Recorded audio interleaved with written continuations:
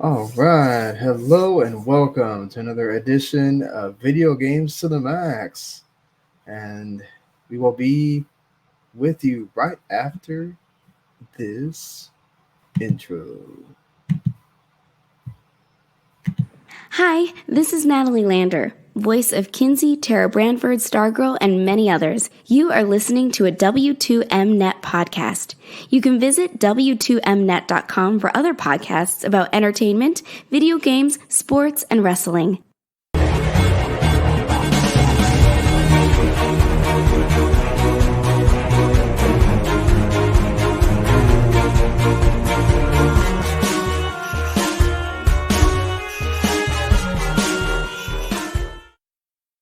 You are listening to Video Games to the Max.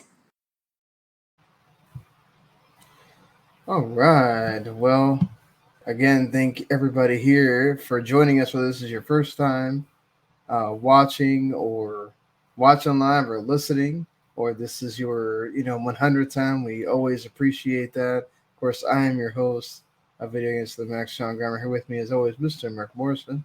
Howdy. And of course, we are the official video games podcast of W2Mnet.com, and also in partnership with Last Word on Gaming. And well, we're also live on Twitter today, as StreamYard has now made this a thing that you can do, along with it being live on the Facebook page. So if you normally watch on the Facebook page, we're there, and then also, of course, on our Twitch, W2Mnet's Twitch, you can watch us. Also watch Eric when he does the football show. And also, Marc, when they do all the entertainment stuff, that is there for you as well.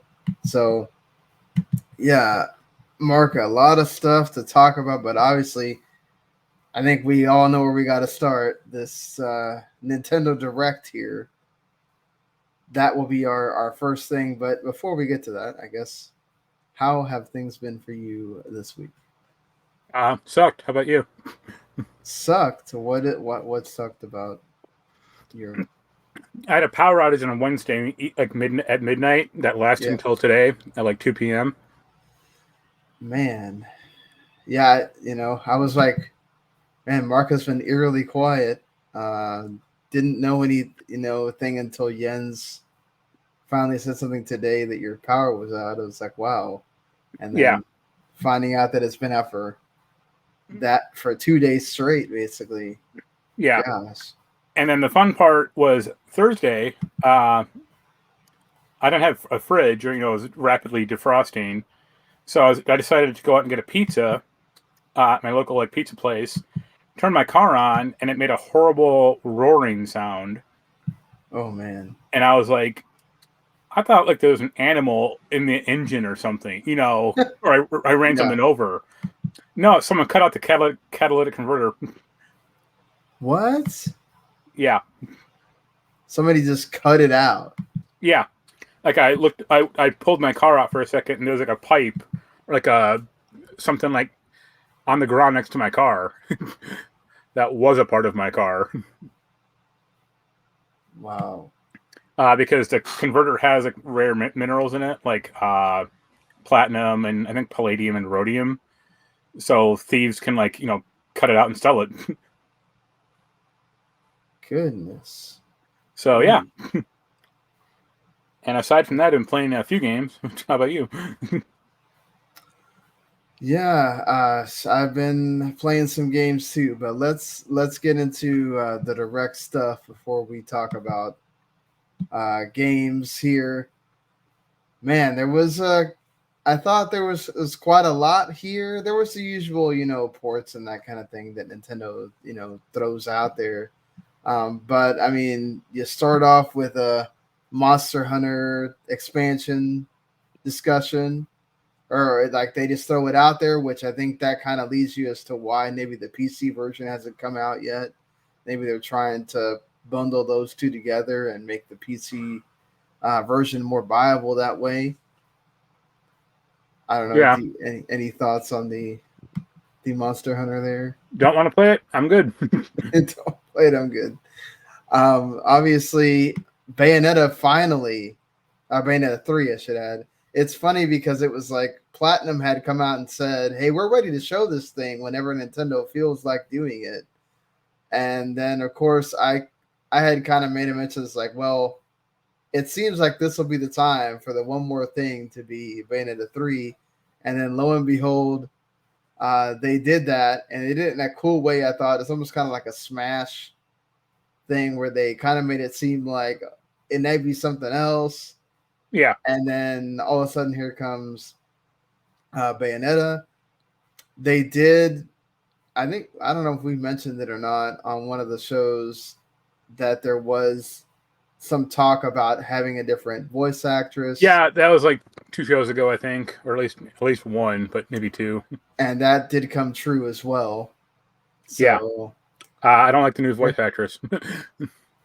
Yeah, I mean, obviously, granted, she only said like 3 lines, but still. Yeah, I mean, I can understand that. Like, once you get used to a certain voice coming from a character, it's difficult to, adjust to that. I mean, did they even say who it was? Or I'm trying to look it up now. No, I mean, they're not really going to mention that, I think, during when they're showing gameplay. So, I mean, that's something else too. They're not really going to, I don't think they're going to mention that too much. When it's a negative about the game, they're not really going to tell you that. So either let you look it up if you want or whatnot. No, they don't say, but it did sound different. It didn't sound, the old. No, it definitely is a different person. Yeah, I could tell you that much. That was pretty evident. It'll just end up being what's the really popular one? Oh, what's her name?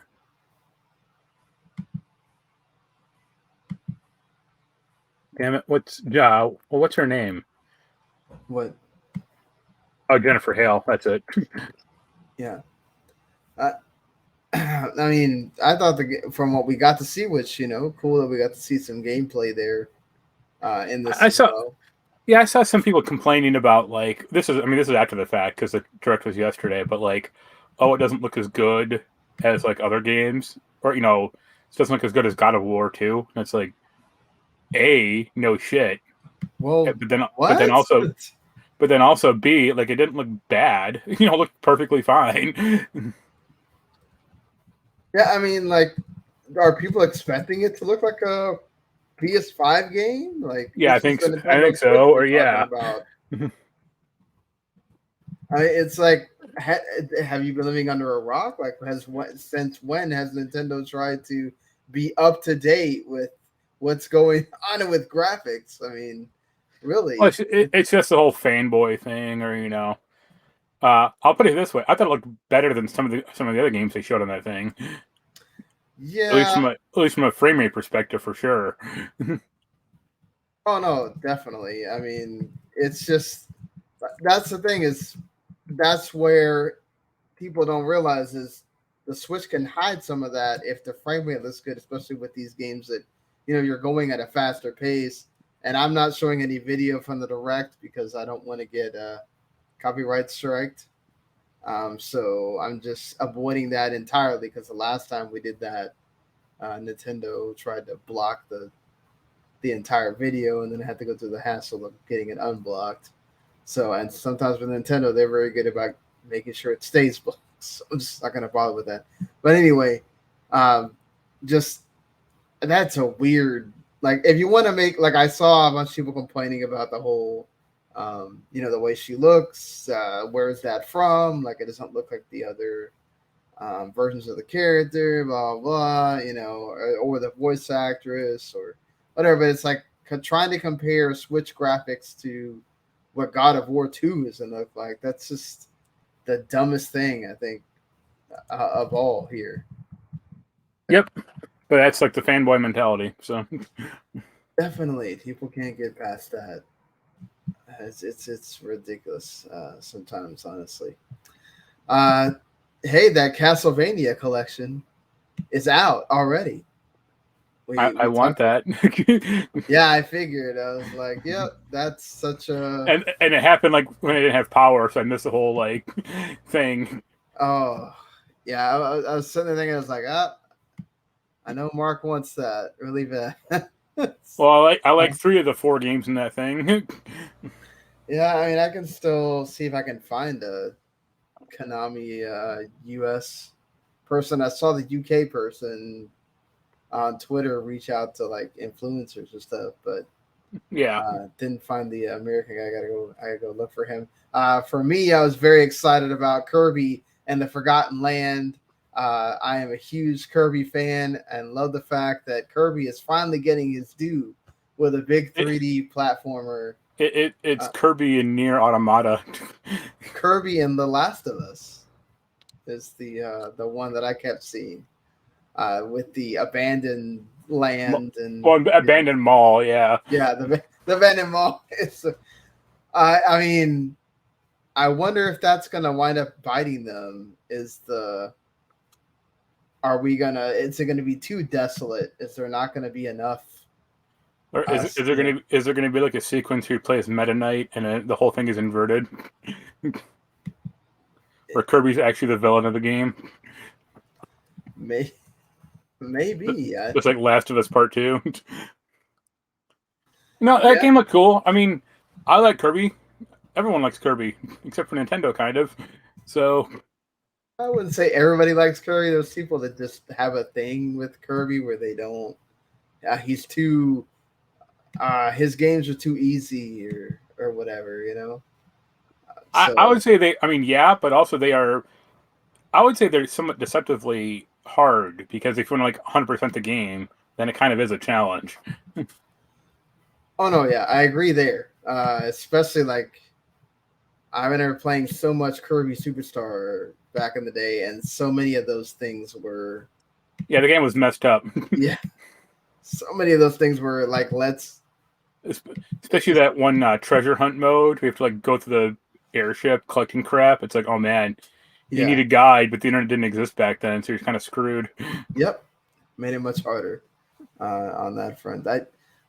Another one for me that I'm like super excited about on that end is of course more triangle strategy, which I think we both of us said this, and Matt watched them just call it triangle strategy. That's exactly what they did.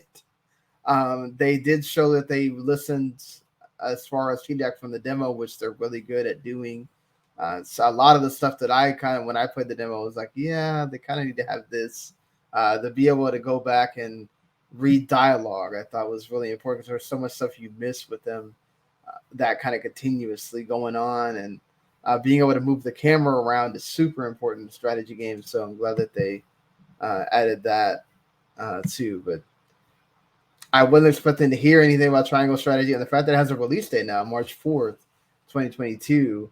And I think that's what kind of I came out of this is they made it seem like everything in this was supposed to be about what's coming out in the fall. So I was expecting, okay, Pokemon Diamond, Brilliant Diamond, Shining Pearl, like, oh, we're gonna get almost all the games that you expect to see. Okay, we got a little bit of Metroid Dread, we got a little bit on Mario Party, whatever, but it's like it wasn't necessarily that.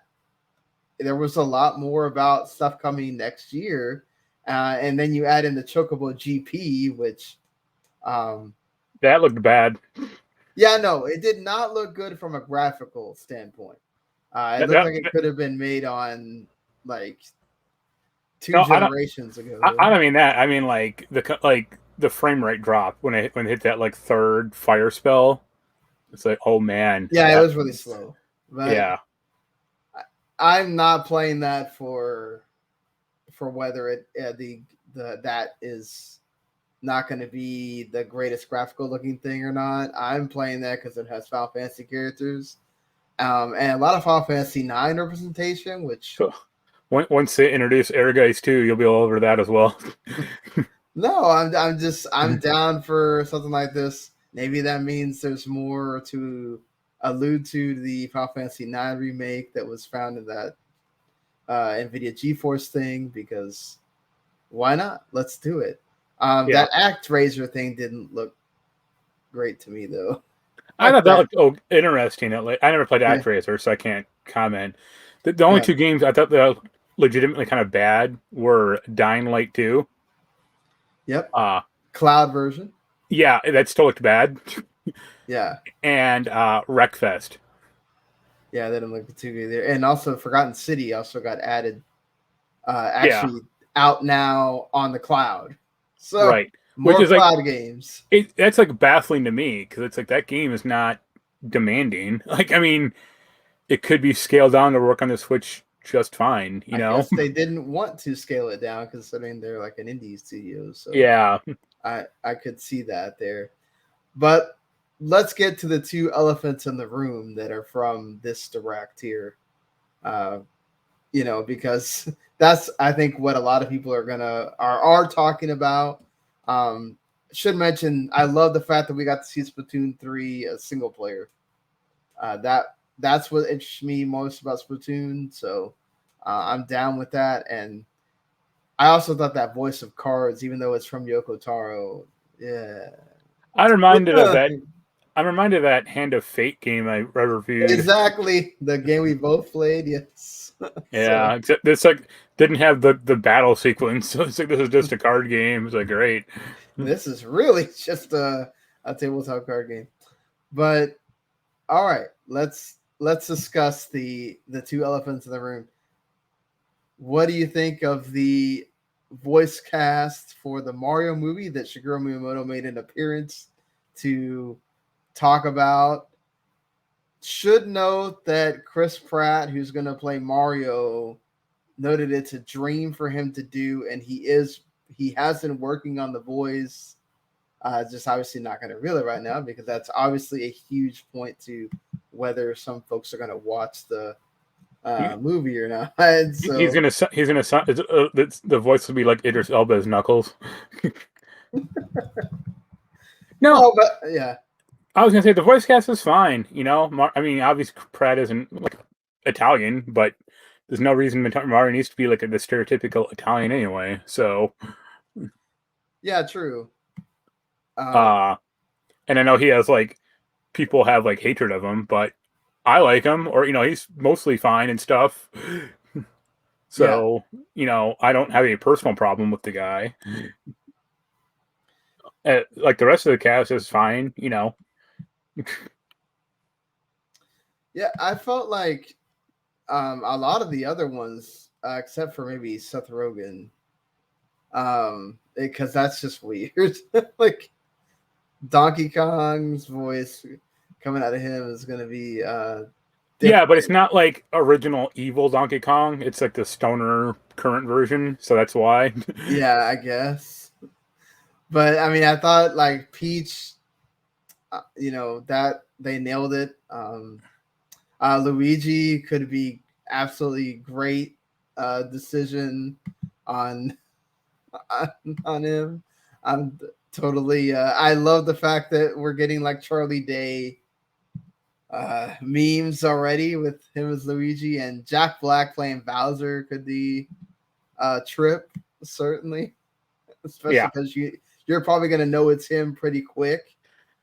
Yeah, I saw some people going like, "Well, where's Charles Martinet? The regular voice of Mario," and it's like they don't cast the voice, the game voice actors for these movies, you dumbasses. Like that's like saying like, well, why didn't Roger Craig Smith voice Sonic in the Sonic movie? It's like because they want someone who's a name or someone recognizable, or or they just want somebody new that's not tied to the other parts of Sonic, right? Yeah, they want somebody that they can just say, okay, this is movie Sonic, and then this is anime and video game Sonic or whatever. Yeah. So that's like you said, exactly. It's most of the time you do not get the character, the voice actor from the show or the video game or whatever doing it in the. And now it's different when you're having like the the TV series gets made into a movie,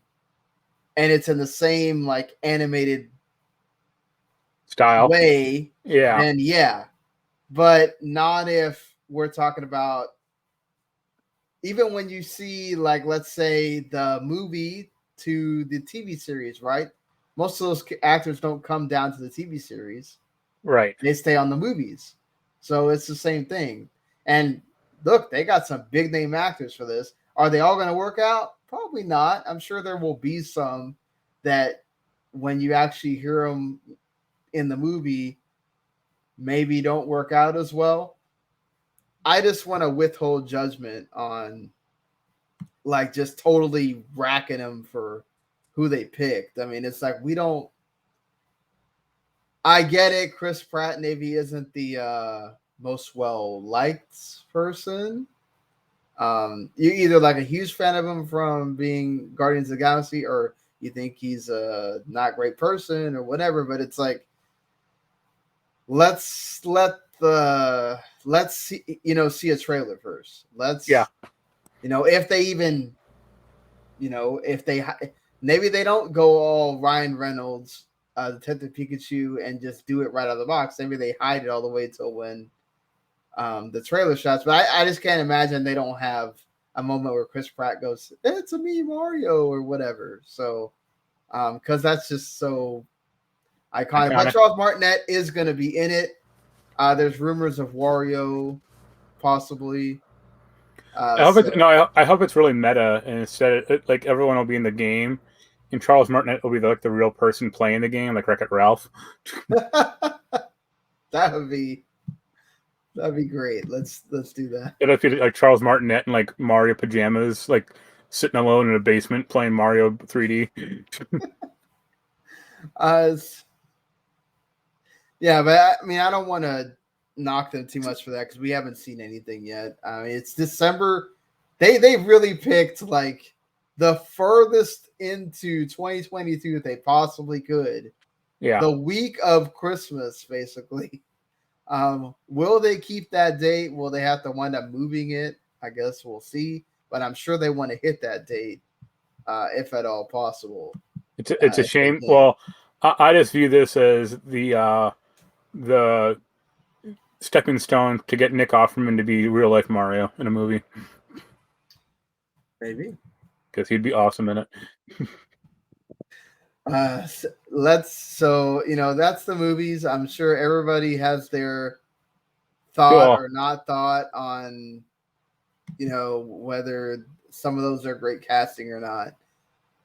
You can drop that in the comments or whatever you like. But the bigger one, the one that has gotten the most discussion after this direct ended, obviously the addition of Nintendo 64 games and SEGA Genesis games to Nintendo Switch Online, and then of course Nintendo making an expansion pass onto that. Leave it to Nintendo to have to come up with their own weird, nomenclature for this instead of just saying, "Hey, coming to Nintendo Switch Online." Nope, we gotta call it something else.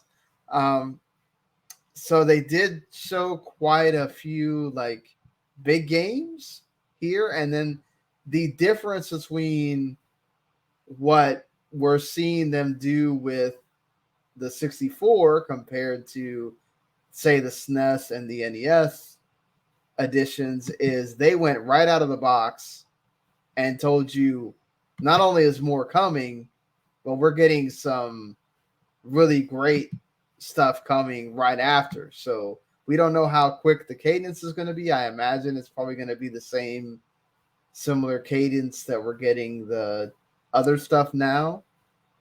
So like once every 6 months. Well, it's supposed to be like once every quarter. I think it's like once every 4 months or 3 or 4 months, whenever they kind of feel like it. But I mean, some big games to start. I mean, Super Mario 64, Mario Kart 64, Star Fox 64, Ocarina of Time, and then coming later, Majora's Mask, Pokemon Snap. You'll need the expansion pack for that, though. Yeah. What do you think about? And then, of course, the Genesis. A lot of great ones there: Streets of Rage 2, all that. I mean, the Genesis is a big surprise, obviously, because of the rivalry between Nintendo and Sega for so many years and No, it's not. whatever. I mean, It, they were putting I didn't Genesis games on ever the Wii, like right, that. but I didn't. It's different to have Virtual Console, where it's like, okay, you're buying these things piecemeal, to me, or have Sonic Ages on a Switch. You're just buying that game. To me, this is a whole different thing to like, oh, Sega is part of our catalog of stuff that's on Switch Online. To me, that's different because a lot of their games don't come off like Game Pass, does or whatever. Most of those games, like, they stay on there. So it's like it's just a weird thing to me.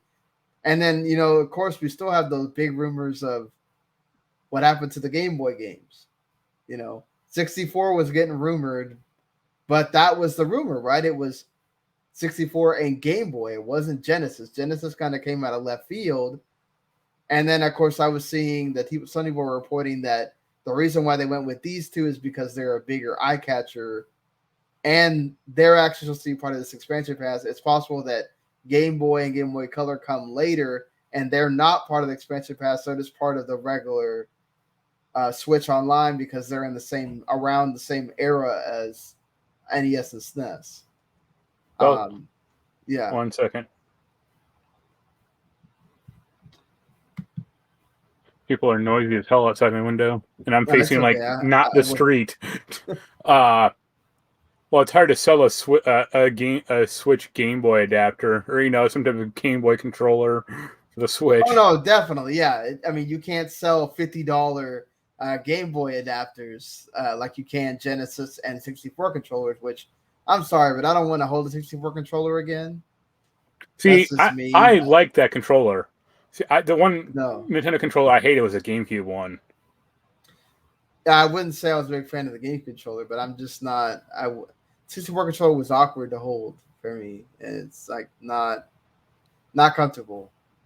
The problem with this concept or with this idea is like there is a pretty large Genesis library of games to go through. Like a lot of it's licensed.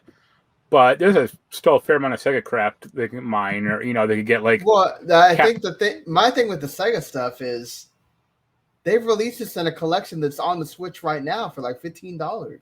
Yeah, that's why. Again, that's why they don't care about streaming these games out because no one's going to buy that thing anymore. Right, and Nintendo will pay a pittance for Sonic 2 or crap like that. But my point in this is okay. The thing is, they said they were going to announce pricing later, right? They didn't want to. See, I assume it'll just be $10 extra. I don't. I think they're going to charge $20 extra for this.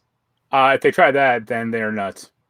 I mean, I don't think they're not nuts because people will pay for it for like a month, and then they'll go like, "Wait, I can get most of these Genesis games for free," or they'll realize that they aren't great.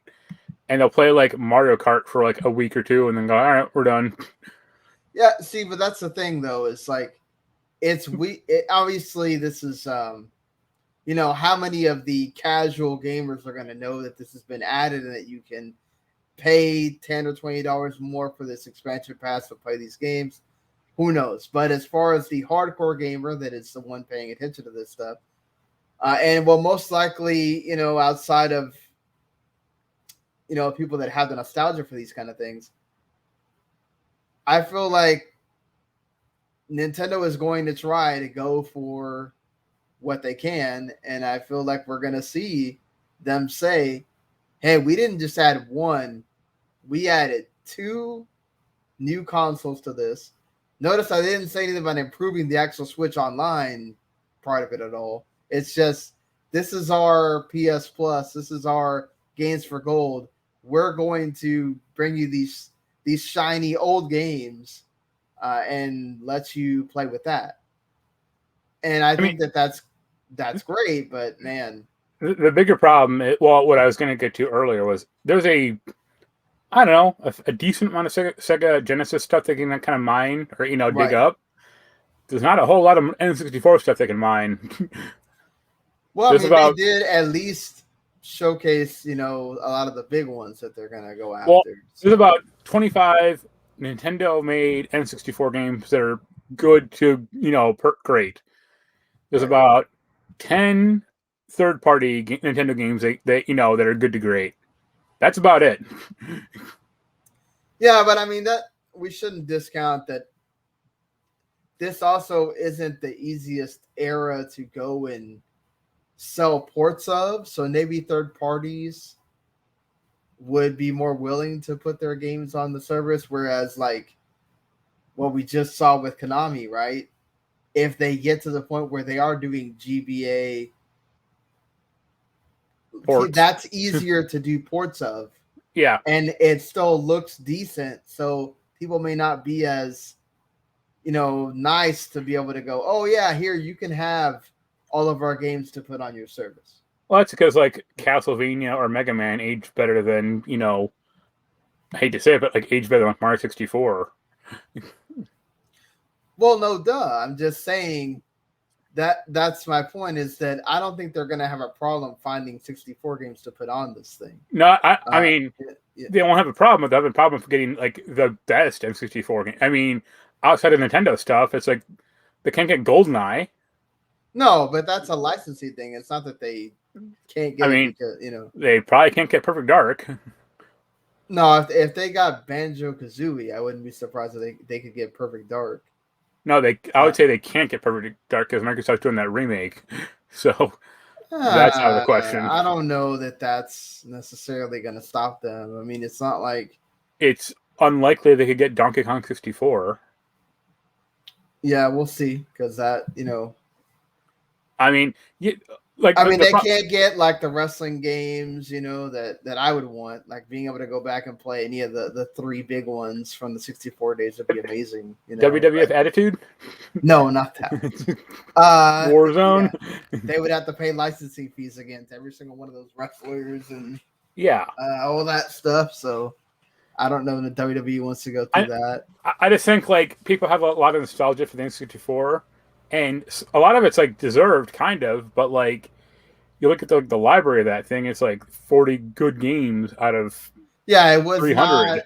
Not a vast library of. That's like less than most systems or most big consoles of the era. I mean, it's also, I think Randy actually has every single N64 game, if I'm not mistaken. So like, it's also one that because they didn't have this amazing amount of games, people can actually, collect most of it or whatnot. I don't know that. But see, that's the thing. They don't have to get every single one. They just have to get enough rolling. And if they're only going to do it whenever 4 months, they have enough right now, at least for the first full year. And then when they get through it, I won't get it until they get Glover on the system. I don't know. They didn't even mention anything about adding more Genesis games or whatever. They just mentioned adding more Sega or 64 games. So it's not going to be like the 10 Genesis games. That's it. Like they're not going to sell controllers just for that. No. I'm sure that they will add more, but I think that's also because Nintendo knows people care more about having their stuff. And also, like the Genesis stuff has been so recycled over the years. I mean, on the Switch itself, anywhere. The Switch itself has that collection on it that you can get most of those games on it already. Yeah. The thing for me too is I wonder where it goes from here. Like, do they add, is this eventually going to have GameCube games? Would they go to the point of adding Dreamcast? Games, no and no. You don't think that they would have GameCube games on this? I mean, no. Why not? They added Sunshine into a collection, right? So yeah, that was one game. I mean, think about the Switch. Like most of those games aren't.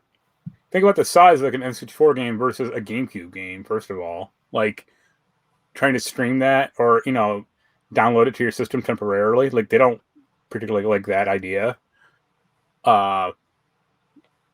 In Dreamcast, they already tried that once with Playroom, and that went well.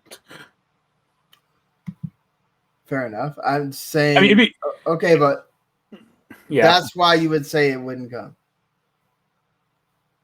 I mean, I just don't think they have any. They don't have like a great fondness for the GameCube stuff overall. I mean, people still are begging them for Metroid. They won't do that, or it's still up in the air. So it's like, what's the deal here? No,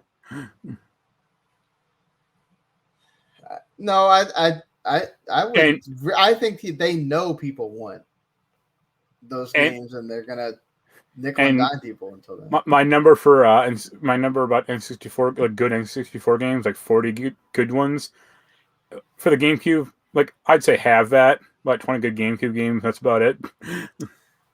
Yeah, but I mean that's you don't have to have this vast library of every. So that's my point though, is if you have at least half of those games on there and you have all these different libraries, because I think they want to eventually be able to charge $60 like the other two, but they have to have enough stuff to be able to charge that. And that's the way they're going to be able to do it, is they keep adding. Now, I don't think they're going to go that quickly. They may go like another entire year before we get anything. Maybe Game Boy sneaks on there, or they just announce that one of these months I would say whatever. I would say Game Boy, possibly Game Boy Color. I don't think Game Boy Advance, because I mean companies are already making collections of that stuff, so they don't want to take them off. Well, but Nintendo itself has stuff from there that they could put on there, and I agree with you. Most of what was good about the Game Boy Advance was a lot of the third party, the massive amounts of third party remake or remasters and redos on that system from SNES days and everything else. So I will agree with you there that that's a huge part of how that works. But I mean, they have that ability. I'm just glad to see them take that step and add more systems to it, because it's a depressing mess what it is right now. Yeah, it is. It's sad because it's like, man, there's so much greatness on the SNES. There's stuff that's on the SNES Mini that they still haven't added onto. I mean, at this point, who really wants to play Earthbound? A lot of people. Get over yourselves. If you play Earthbound 1, then they'll be asking. I guess they don't want the Mother 3 people coming in. And if we ask for, I mean, that's exactly my point. Is like Nintendo doesn't care what people want, apparently, because they own. It's not like Chrono Trigger is a different thing, because Square obviously owns it, so they have to pay Square. They own Earthbound. Like they don't have to pay shit. They can just put it in the system and go, "Hey, it's on there." But I don't know. I guess they're waiting for some special day where they can put it on there, and it drives some kind of magical uptick in once they have the movie where Chris Pratt is going to voice Ness in the Earthbound movie. Exactly. That's what we're all waiting for at that point. But yeah, everybody's had a take on that. I think that's the biggest thing. Like the fact that they're even charging for this, right?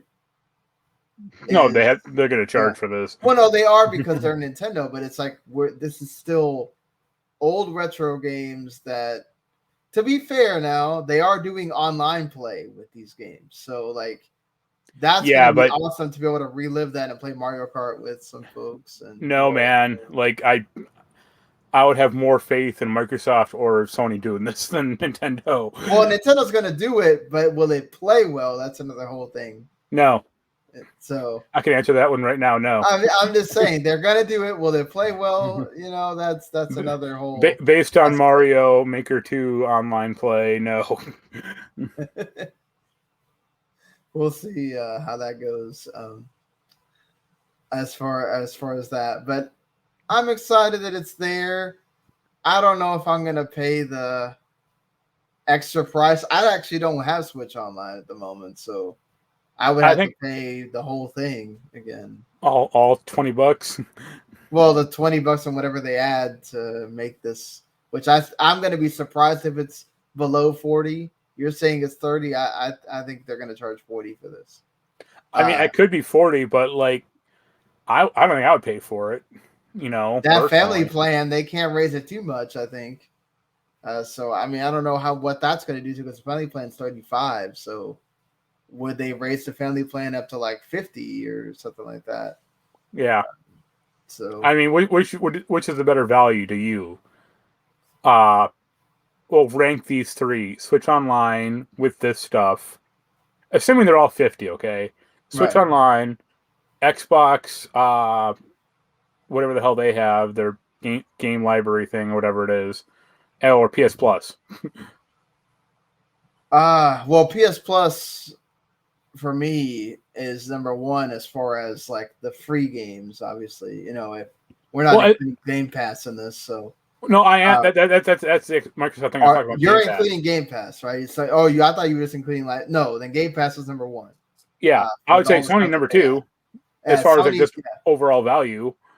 And then I think it depends on what you want, right? Because I mean, I had a discussion with somebody on Twitter about how they feel like, for the most part, the stuff that gets added to PS Plus is a bunch of games that nobody's heard of, whereas Nintendo's adding all their bangers, from the word go almost for the 64, and they're like, well, I get to play Ocarina of Time, Mario, and all this for $20 more or whatever. And then the next game bundle they add is like, here's Buck Bumble, To be fair, they did say that it's going to be Banjo-Kazooie and Pokemon Snap and like a bunch of... Well, I mean, after their announced stuff, let's say, it'll be that and like, Glover and crap like that. Well, yeah, you're going to get to a point where they don't have Quest that. 64, That's yes, I agree. There's eventually going to be a point where you get to diminishing returns where you're not going to have these big games that you can just announce all of a sudden because they don't have anymore. Yeah. Right? But like, unless they do announce a surprise of being able to, they're gonna start cranking out new N64 games. Yeah, I mean, that's the thing. Is like, I agree with you. I think Nintendo's still third, unless you're just an absolute retro fanatic and that's all you play. And but that's my problem. Is it could be number one if the NES and SNES library was way better than it actually is. Yeah, like the 64 library is looking good from the outset, right? And the Genesis library looks fine, but the other two. My point is like the SNES library has the capacity to grow if they cared. The N64 library does not have that capacity, at least not compared to the SNES, and that's because like there's just not as many good games in the N64, right? There's not not as many like unlicensable games. Like, yeah, if they get all the WCW Aki shit, like that'd be cool, but that's a nightmare. They're not. Or GoldenEye would be another good example. Like, they obviously can't get that. And when I think N64, like GoldenEye is like top 3 for me. Yeah, and it probably would be for a lot of people that really lived in that time and played the crap out of that. So I mean, also does that. I mean, a lot of what you would play with GoldenEye, would it really still hold up right now? That's another issue. Entirely. I mean, that remake was okay. That Xbox 360 thing. Yeah. But I mean, I think most people remember like the multiplayer from GoldenEye, and I don't think that holds up so well today. I mean, I think it would really well actually. Like 16 player GoldenEye online, that'd be cool. But yeah, not on the Switch. I mean, that's one problem. But true that, sir. But well, we talked about this a lot, so everyone will have their piece on this. I just found it interesting, all the different avenues people were exploring with this, and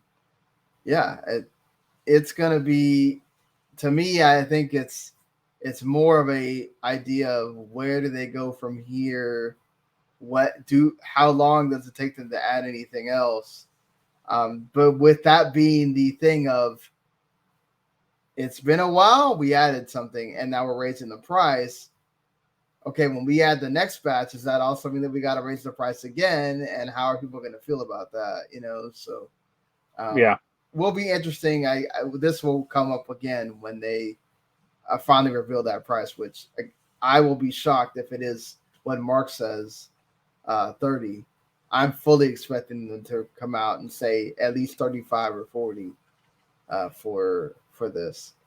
But who knows? Maybe they will decide to be. It's just with the way that they price everything else, where they price stuff. What they priced that Mario collection for $60. I mean, when people were clearly saying it should have been 40 or something, why wouldn't they try to maximize the price of this thing because they know people are going to pay for it? I think because it behooves them to make it a cheaper price, because then people will just pay it and forget about it.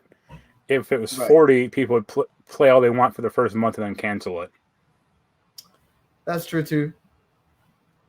But that's what's weird is that, like, I guess it was only 40 a year. That may be fine, I guess. That's what still, I mean. 40 a year. It's not 40 every 40 a month. Yeah, but it's still like I don't think I'd pay that for 15 and 64 because right now it's what, $7 a month, $8 a month. Yeah. So that would probably move up to, I think, at least like 10 or. They'll steal all the old WWE $9.99 signs. Yeah, I think it moves to at least 10 or 12 a month, and then you're charging, whatever it is you want to charge a year. But yeah, for sure. So moving on from this, finally being done talking about the direct here. What I mean, you told me that you started playing Tales of Arise. Yep. I might be further in it than you. I'm not quite sure. You probably are further than me. I got the full party finally. Let's say that. Oh, I don't. I have not touched it since the last time I told you that I was at the entrance of the third area. I have not touched it again. So I'm cool to see that you have now surpassed where I was. Yeah. So what do you think about? I really like it. I never liked the Tales games before. I always thought the battle system was like really screwy with the directional inputs. Like up B is one move and down B, that crap like that. This doesn't have that. I mean, it has some of that, but it's not like integrated like that importantly. I think it's just really fun. It's easy, kind of. The DLC makes it really game breaking, which is hilarious. Yep. I like the characters. I think it looks really nice. It holds its frame rate up pretty well. Really great soundtrack. Like, really good. Yeah, overall, like, I'd say it's probably my JRPG of the year. Yeah, I echo all those sentiments. I said to Jens, like, this game looks absolutely gorgeous for still being a PS4 and Xbox title. Yeah. They definitely have times where they want you to look at the scenery. Yeah. And it shows it off. It plays very smoothly. I didn't have problems with any kind of frame dropping. I love the almost like fighting game like assists. Yeah, you have your characters like you just press a button, and when their meters in, they just kind of pop in for an attack.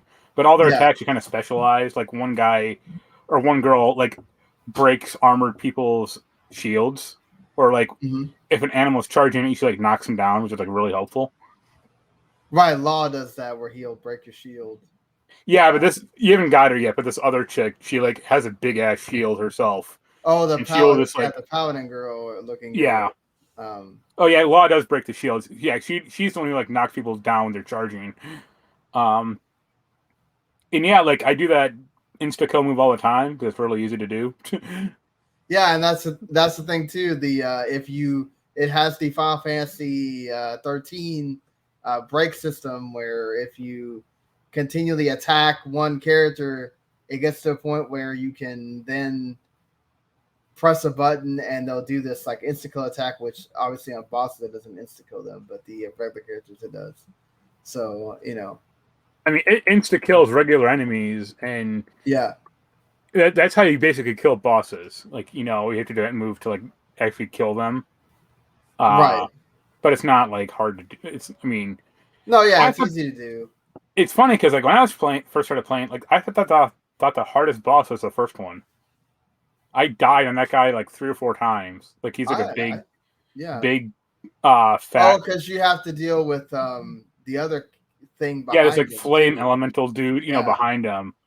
And then ever since then, I've not died once. Yeah, I almost died on the second one. I didn't get close to dying on the first one, but the second one, because he starts spamming his big attack at the end. That's close to dying. That is one thing I don't like. Is like every boss basically has like 4 or 5 health sections, and once you get them down to like their last section, they basically like just start spamming their ultimate attack over and over, or you basically can't hit them. Like it's incredibly hard to hit them with like most attacks.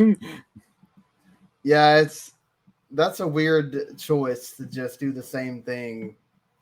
Like they go in, like the boss goes in like a rage timer or like an overdrive mode. And exactly. It's funny because like your character has an overdrive mode, but it's so unreliable that I basically never use it. Yeah, I never used it for me. I actually don't even know how to turn it on. Like no, it's random. Okay, it's random. So like I've had the AI characters, they do it. Yeah, the law guy does it a lot actually. He's like the one that does it. But overdrive is like, your special attacks don't require points to use. You can just use them all the time. And it's like if you press 2 buttons at the same time, you do like your ultimate attack. And I found that to be like extremely unreliable. Yeah, I will agree on that. It's like, okay, whatever button I'm trying to press here is not really working for me, but cool, man. And it kind of reminded me of East 9. Like I don't like the guard or like evasion system at all. I think it's actually worse in this game than East 9 because like East 9, eventually you can get it kind of dialed in. This game I'm still having problems, or I'm still kind of a random crapshoot.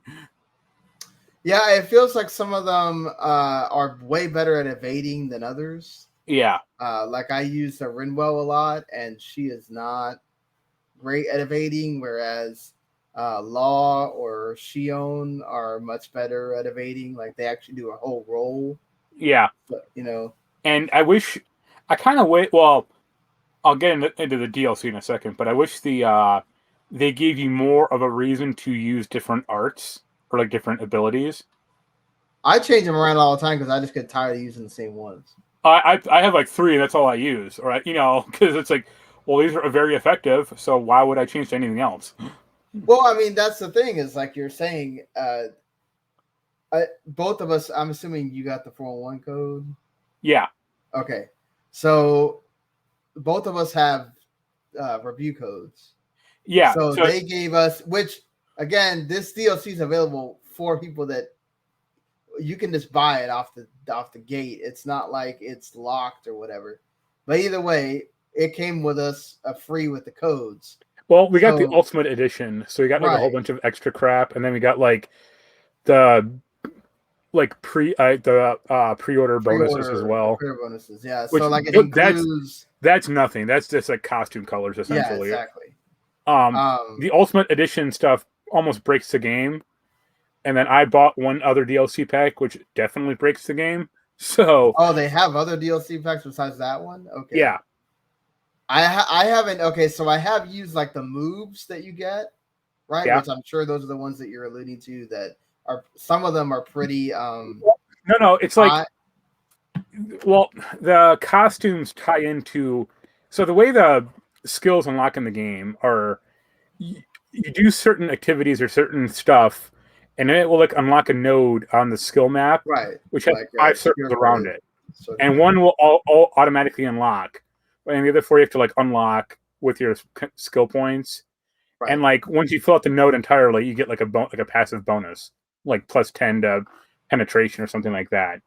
Mm-hmm. The DLC, the passive bonuses are like plus 52 attack, which is a little nuts. And then Yeah. you get like skills from that, like the arts that are like way more powerful than most of them. And you get straight up items in the game that like break it. Yeah.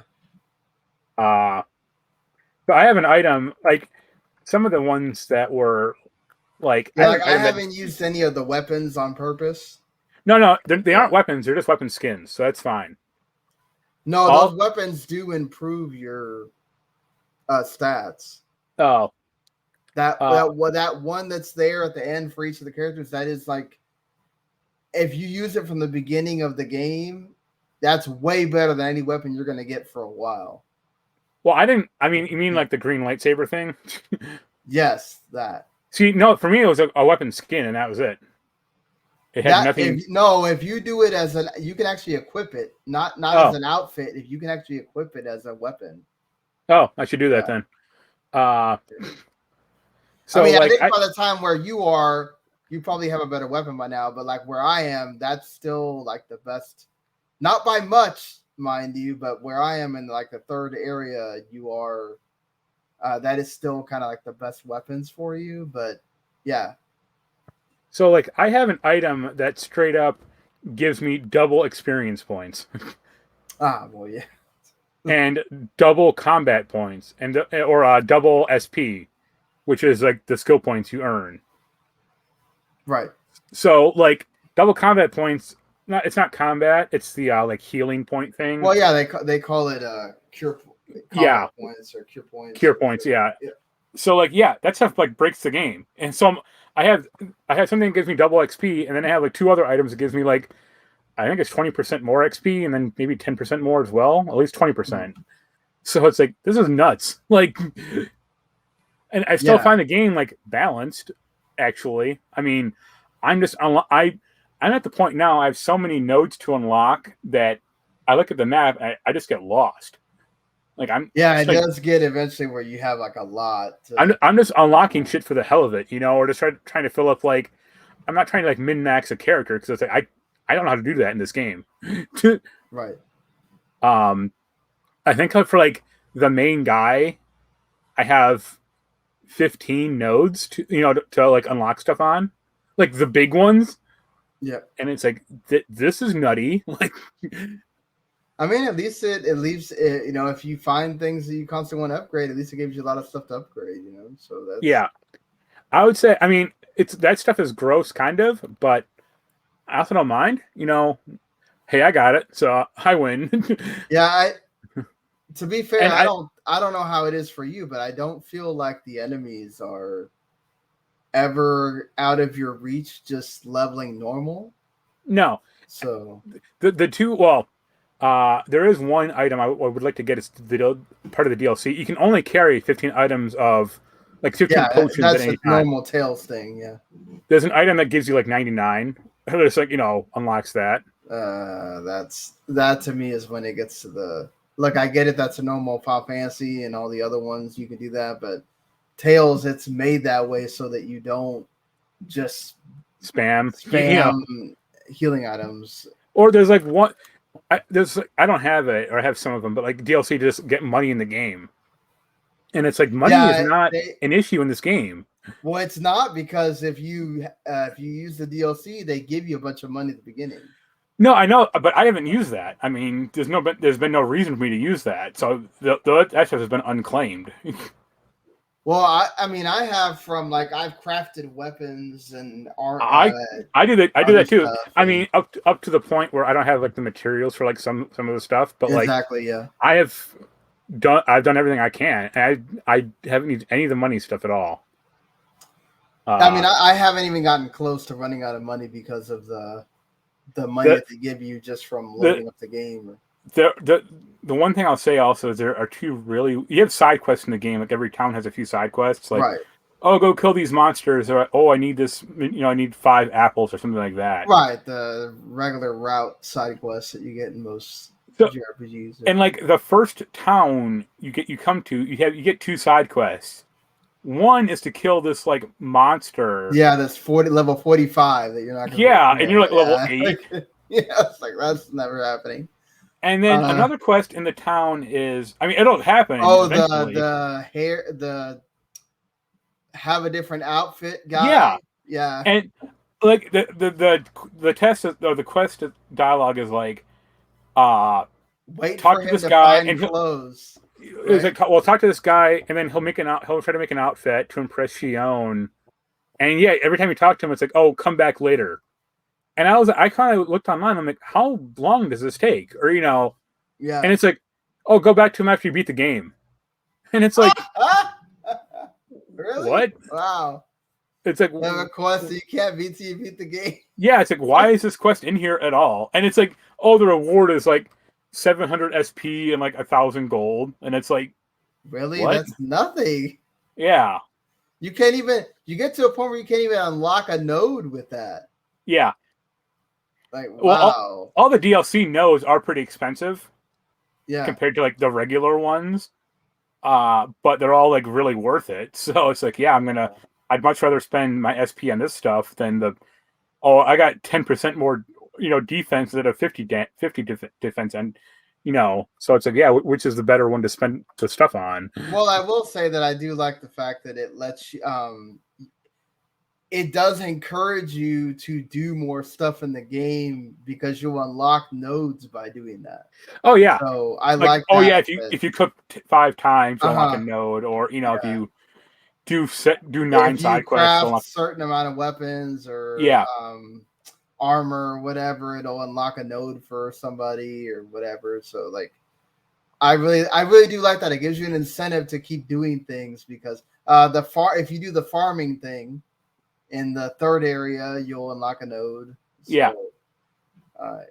Or like you have to like find owls in the environment and stuff like that. Yeah, the owls, which Hoodle is, he's super cute. So you find more Hoodles. Yeah. In there. Yeah, I've really been enjoying it. It's just my thing is I've had to go. Well, I got Kina, so I've been playing that as well, which I know Jens has been playing as well. I haven't probably played as much as Jens, but I have been liking it. It plays very much like almost like a Jack and Daxter type game. Like it doesn't play like a modern. I heard it has like a deliberately like old school feel, or yes, it does. The combat gets hard eventually if you play it on normal, and if you play it on the story mode setting, it doesn't. But and there's a lot to go find, and it's puzzles to solve, and the rots are cute, and you can go and find a bunch of them to continue to unlock things for you. I've been enjoying it. I really enjoy the music. And the game looks great as well. So I definitely think it's worth the money, but I can also see how some people that don't, if that sort of going back to that kind of old school platform revive does not interest you, Kina will not do much for you in that realm, aside from the combat being hard, especially once you get to the bosses. So that's one thing to note. Yeah.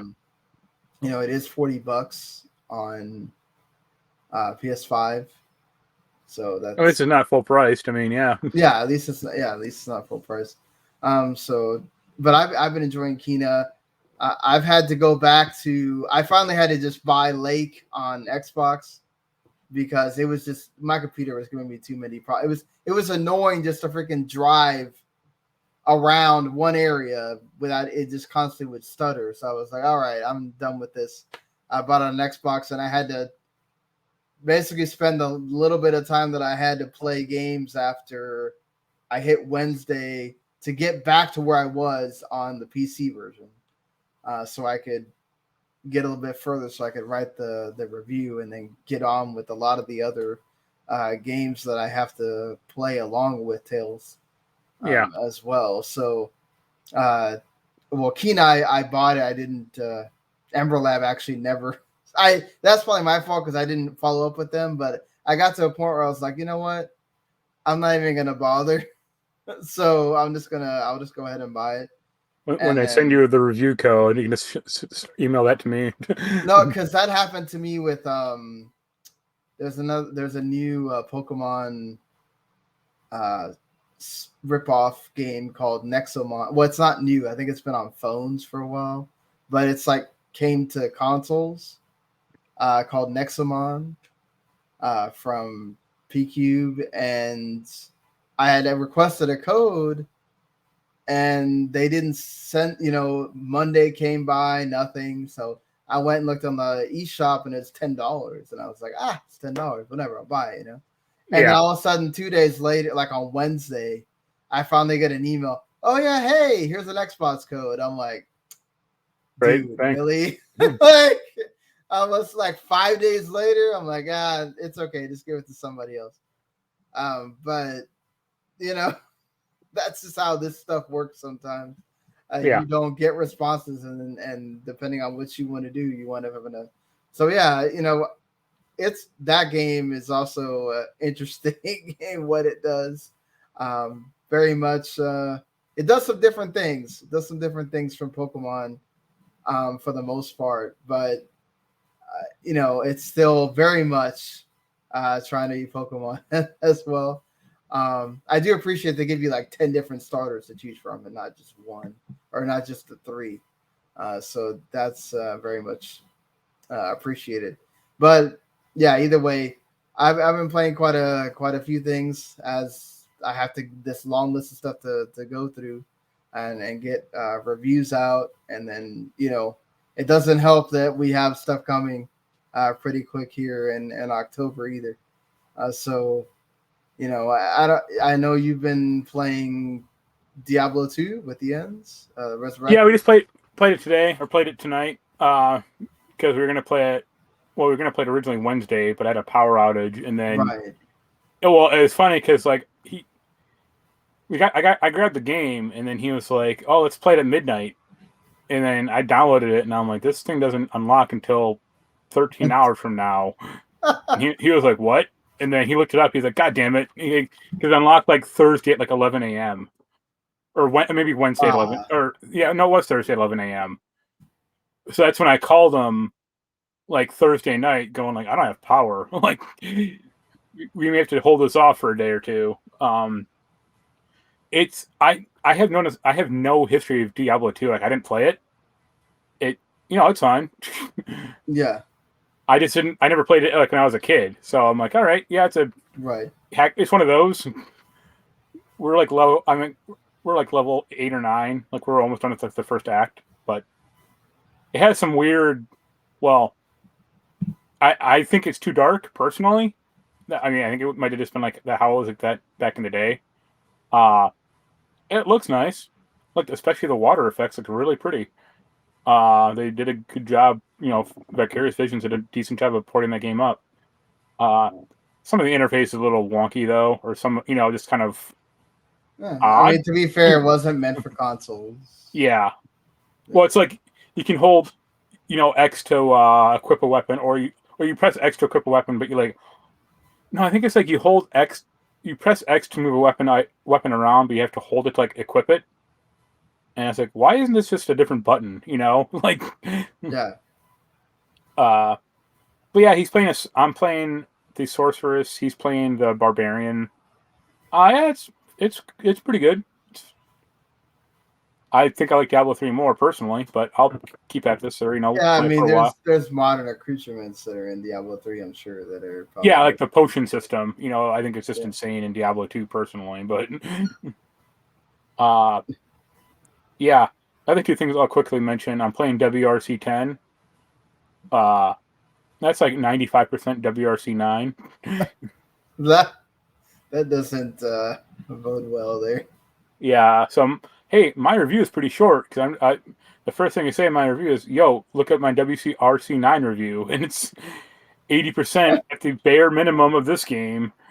The one thing they add, like the one big thing, is they have this like WRC history rally mode, like 50th anniversary mode. Okay. It's like, oh, you race on tracks and cars from the past 50 years of World Rally Championship. Okay, cool. Neat idea, except you have to unlock the goddamn races in the career mode. Oh man! Like you click on I did one, the first one. You're like in I think like the 1970s, some car racing around. I beat that, and I was like, all right, cool. And then I raced on like the regular career mode for a while. And then I was like, I wonder if let's try to do one more of those. And like you have to for the first one I did, it was part of the career mode. And then I was like, oh, I have a second one coming up, but I'll just go back to the regular main menu and see if there's any more. And there's not. I only unlocked the one race. And then I was like, oh, you have to unlock these things in the career mode. That's dumb. Yeah, That's it's almost really like dumb. the Mario golf thing. Yeah. Hey, the mode you might want to really play. Oh, hey, you're forced to play this career mode. Yeah. Oh, yeah. Because I saw some other review, and the guy was like, oh, I did 3 of these races, but for some reason it went from it went 1, 2, and then 5. He's like, I somehow skipped race 3 and 4. And then I went back to that review, and I realized, oh, it's because, he didn't do them in the career mode. That's insane. That they set it up that way. Why don't you just have the 50th anniversary mode? It's already a separate thing, at least in the main menu, kind of. Right. Have it be its own separate stupid thing. Yeah, well, I don't get that whole point of the people that do this. It doesn't make sense to me. Why force people to play a mode that maybe they don't want to play the one that they do? Yeah. It's like create a mode, let people play in that mode. They don't have to be connected to each other. I mean, I get some people might think that that's cool. I make progress in this mode, and they should just do it both ways. Be like, if you want to do the WRC anniversary stuff in the career mode, you can do it. But also, hey, it's just all unlocked in the main menu. If you just want to go do some 1981 rally race, go ahead. Or what does it matter? You're not earning. Right. You wouldn't earn money from that in that mode or prestige or anything. So who cares? Also, the same problem they had with that game last year had the same issues this year. No music, no rewind system. It's hard. They don't have a way that you can use Spotify or anything. I mean, you might be able to do it the PS5 main menu or the system OS, but no. And it's all this time trials. Well, I mean that's rally. Yeah, but that's boring, or have rally cross at least somewhere in there, or So yeah, right. It's still the most desolate racing game ever. You see more people. What's that? What's that one game? Oh, you see more people in that SnowRunner game than you do in this thing. Really? There are crowds, especially in the historical rallies. They're silent. They're just on the road, or they're just on the on the track. So it's no screaming, no no voice, no sound at all except for your engine and your driver barking turns at you. Really? And it's hey, it doesn't need to be Dirt 2 soundtrack, because that was I think that's still one of the greatest soundtracks ever. Or even an EA racing game soundtrack. But there's plenty of license-free, royalty-free music out there. You can slot into this thing, no problem. And no. Maybe that's the thing, is it's supposed to be desolate and just make you think about your life or whatever. I don't know, while you're driving. No. Or just you're supposed to appreciate the scenery or something. Yeah, I mean, if anything, I think this game looks slightly worse than RC9. I'm noticing a few more visual imperfections in this thing than the last one, and I still can't turn off. I was able to turn off most of it. I can't turn down the haptic. I can't turn off the haptic feedback in the PS5 controller. Oh man, that's I found a way to turn the vibration off, which is good because like that's like one of the worst physically playing games because like, the controller's rumbling all the time. So you physically get tired holding the controller. So I turn that off, but like it still kind of makes a clutch or it makes a weird feel, like trigger feel, like when you shift gears and it makes like a noise. Right, it wants to make you feel like you're gears. And I can't figure out how to turn that off. If you can, I'm not even sure if you can or not, but yeah. They're supposed my to review make of that stuff. WRC10 is it's WRC9, but slightly worse.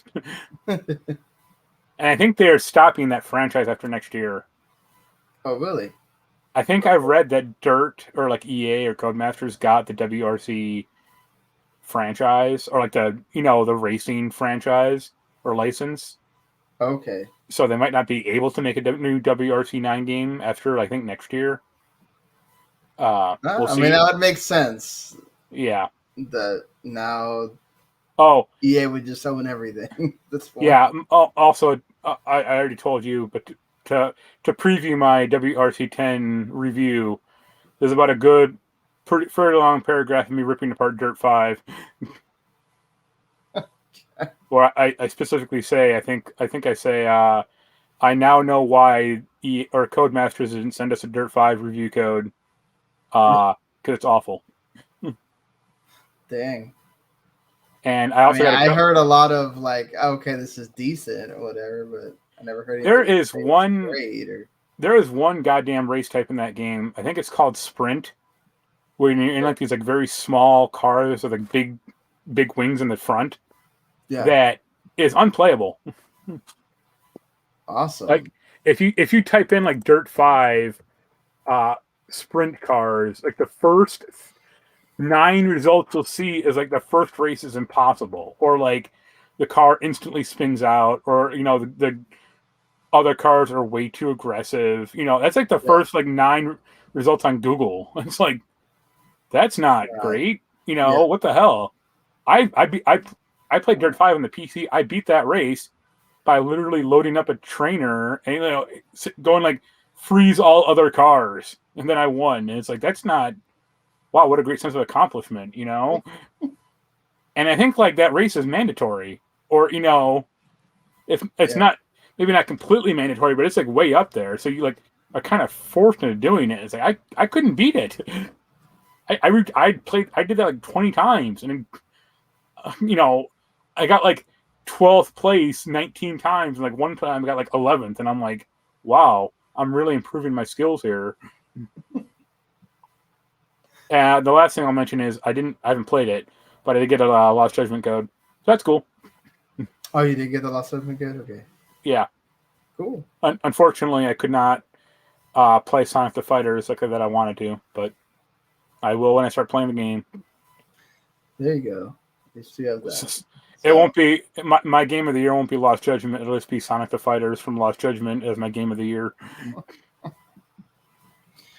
Okay, moving along here from all these games that we have played. At least we played some stuff, and Nintendo gave us a lot to talk about there. When I had power, yeah. Yeah, well, yeah, when you had power, that is a big necessity there. Yeah. So speaking of several things that we already mentioned here, I'll just go ahead and get this out of the way since we talked about Diablo II, Resurrected. Again, just like I mentioned when we talked about the Call of Duty last week, this has nothing to do with the lawsuit and the terrible things that happened to many of the workers there. This is about the dev teams and people that are working on those games. It's not like they're going out there and telling everybody to boycott or whatever. They're still making those games, and they have nothing to do with what happened. And Vicarious Visions has nothing to do with what happened either. So that's why I'm okay with us talking about Diablo. Nobody's forgetting about the lawsuit. In fact, we're going to talk about something that has to do with the lawsuit because more people from Blizzard have left again due to things that have to do with the lawsuit. Overwatch executive producer Chaco Sonny is gonna leave Blizzard. He has been with the company for 5 years, and he actually came from Santa Monica Studio. So I mean, going from Santa Monica Studio to go and work on Overwatch is a big deal. And then, not only that, but Blizzard's chief legal officer and senior vice president Claire Hart has resigned as well due to the lawsuit and everything. Claire worked, 3 years of helping make World of Warcraft, and it's just we're probably going to see this a lot more. You're going to see a lot more people leaving. It's part of what happens as this investigation continues. As Bobby Kotick goes on record saying that they are complying with the investigation, whether they're not. I mean, sure, he's going to, and he's been subpoenaed by the freaking government at this point. So, I mean, now the actual government is getting involved in this. That's how bad this is for Activision and Blizzard, which, again, most of this is Blizzard, not Activision, but they're still a unified company. So it's still under everyone's watch, regardless of whatever company you actually represent. And again, all of these things are absolutely awful. What happened? Here's a question. Do you ever see the realm of possibility where Activision cuts off Blizzard? They've already basically put all their eggs into one basket, right? Of Call of Duty. Yeah. Well, I mean, like, as like, a subsidiary, to just say, you guys are now independent and you're on your own. Maybe if this turns out really bad. But, like, I don't know. I don't know that at this point they see it as it's everything that is saying Activision Blizzard. Like, I don't think that is really going to save them. Yeah. If they did that. Like, well, it would. I mean, it would. Well, I think it would save Activision to an extent because, like, they're not the one. I mean, they're being dragged into this now, but they weren't the perpetrators necessarily. But right. I mean, I just look at, like, Blizzard as, like, while still going, kind of, but, like, they're, they were a huge profitable part of that company, and now they're not. Yeah, I mean, it's all in on Diablo 4 at this point, and Overwatch 2 whenever that's going to come out now. But, like, that's it. That is it for them.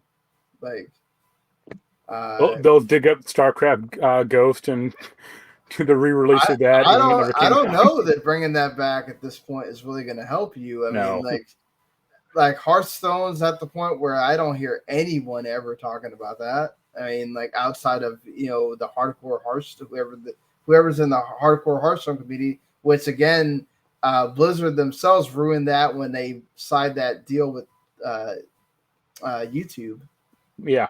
To take them off Twitch, so that ruined that as well, and it hurt Overwatch. I mean, Overwatch. I don't know what's. I mean, Overwatch 2, I mean, the guy just left, first of all. So that's not great.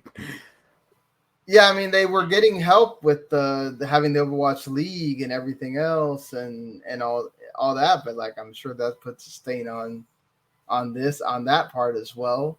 And not to mention Call of Duty has their own league and everything else. So, yeah. Which I'm sure will get reinvigorated now with the new game. So that's. I mean, I mainly just ask because, like, the big thing that WoW, or the big thing Blizzard used to bring to the table is WoW. Think about that. Like, millions of people paying $15 a month, or having a 6-month subscription for, I think it's like $90 or whatever like that. Right. They're not bringing in the numbers anymore. Like that. WoW probably, I mean, it still has millions of players, but compared to what it was, even 5 years ago, or even like 2, it's a holy Christ. No, they're not. I mean, there's still a lot of people that are working on WoW, and I'm sure that they're still getting enjoyment out of that. But it's like you said, I mean, it's really down to the people that are just it's hardcore and that's it. Even like I follow a few like streamers on like YouTube, like Asma Gold and Bellular, and like even they are not even playing WoW anymore, or Well, that's not because of WoW the game. That's more because of what happened. No, that's because of WoW the game. Right, but some of that they also stated was because of the. Well, Bellular, sure, but not Asma. I mean, it's just because like WoW is in such a bad place at the moment that is like they don't want to play the game. They find, Final Fantasy 14 is actually a rewarding and fun experience, and WoW is literally like a goddamn job. Right. When a game becomes a job, that's not enjoyable anymore. So yeah. That's the thing for me is just I wonder if that they would get to that point of dumping Blizzard because they don't really have anything else to offer. But I mean, does Activision go and start? I was reading a thing from a Sony movie exec that says that all this M&A that we've been seeing in video games recently is only the tip of the iceberg. It's going to keep happening because movies have gotten to the point where you're not going to really see any more major mergers, honestly. I mean, there's not a whole lot more you can really do. You've seen so many freaking mergers from these big companies. What's next is video games doing that. Right. And could Activision decide to dump Blizzard and go after another company to kind of buff up their portfolio besides Call of Duty and obviously the mobile stuff with King and all that? Sure, I guess they could do that. Yeah. But I feel like they're still going to see what happens with Diablo 4 and see what happens with Overwatch 2 before they just cut their losses, unless Bobby Kotick gets put under some huge pressure or something. But I don't know. I just feel like at this point, again, it's not really, even though, yes, we associate it with Blizzard, right? That's the main perpetrator in this whole issue. It's now like it's the whole company thing. And when the government also gets involved, that's not a great sign, Yeah, removing Blizzard at that point is not gonna keep people from being put into the line of fire of this. That's not gonna like help you save face and we're not gonna go after you now. You got rid of Blizzard. Like, that's not gonna do anything. So, we'll see. We'll see what happens. But again, like you're gonna see probably more people, unfortunately, leave while this whole thing is going on because you're gonna find out more things, or there may be things that are going to get found out if this person stays on while more investigation is happening. So yeah. Sadly, that's the way a lot of these things kind of go sometimes. Speaking of another company that has been investigated before, Quantic Dream, which I should note that they have been investigated before for their own kind of harassment issues and everything. So David Cage is not absolved of that either. In this, but they have come up in the news again because there are heavy rumors from Kotaku, Video Games Chronicle, and others that they have a Star Wars game in development that is not just like Star Wars Detroit Become Human. It's actually more action oriented than that, and also that there might be some multiplayer element to it as well. I mean, like, what do you like, and even have like some open world stuff? It's not just going from person to person, doing dialogue trees and everything else. Like, what do you think of like Quantic Dream doing a Star Wars game and then kind of like going outside of what they do to include more things? Do you think this could work? Are you interested in this? They don't do good action. That's kind of my first thought. And did you play? You played Detroit Become Human, right? Or no? Yes. Did you finish it? No, I did not. Did you get to the point where? This is pretty late in the game. Did you get to the point where the caregiver robot? I forget the guy's name. Jesse something. He's like walking / dancing down the road and like pointing at other robots and like turning them, against people. No, I didn't. No. Okay, No. that happens in the game. It's really stupid.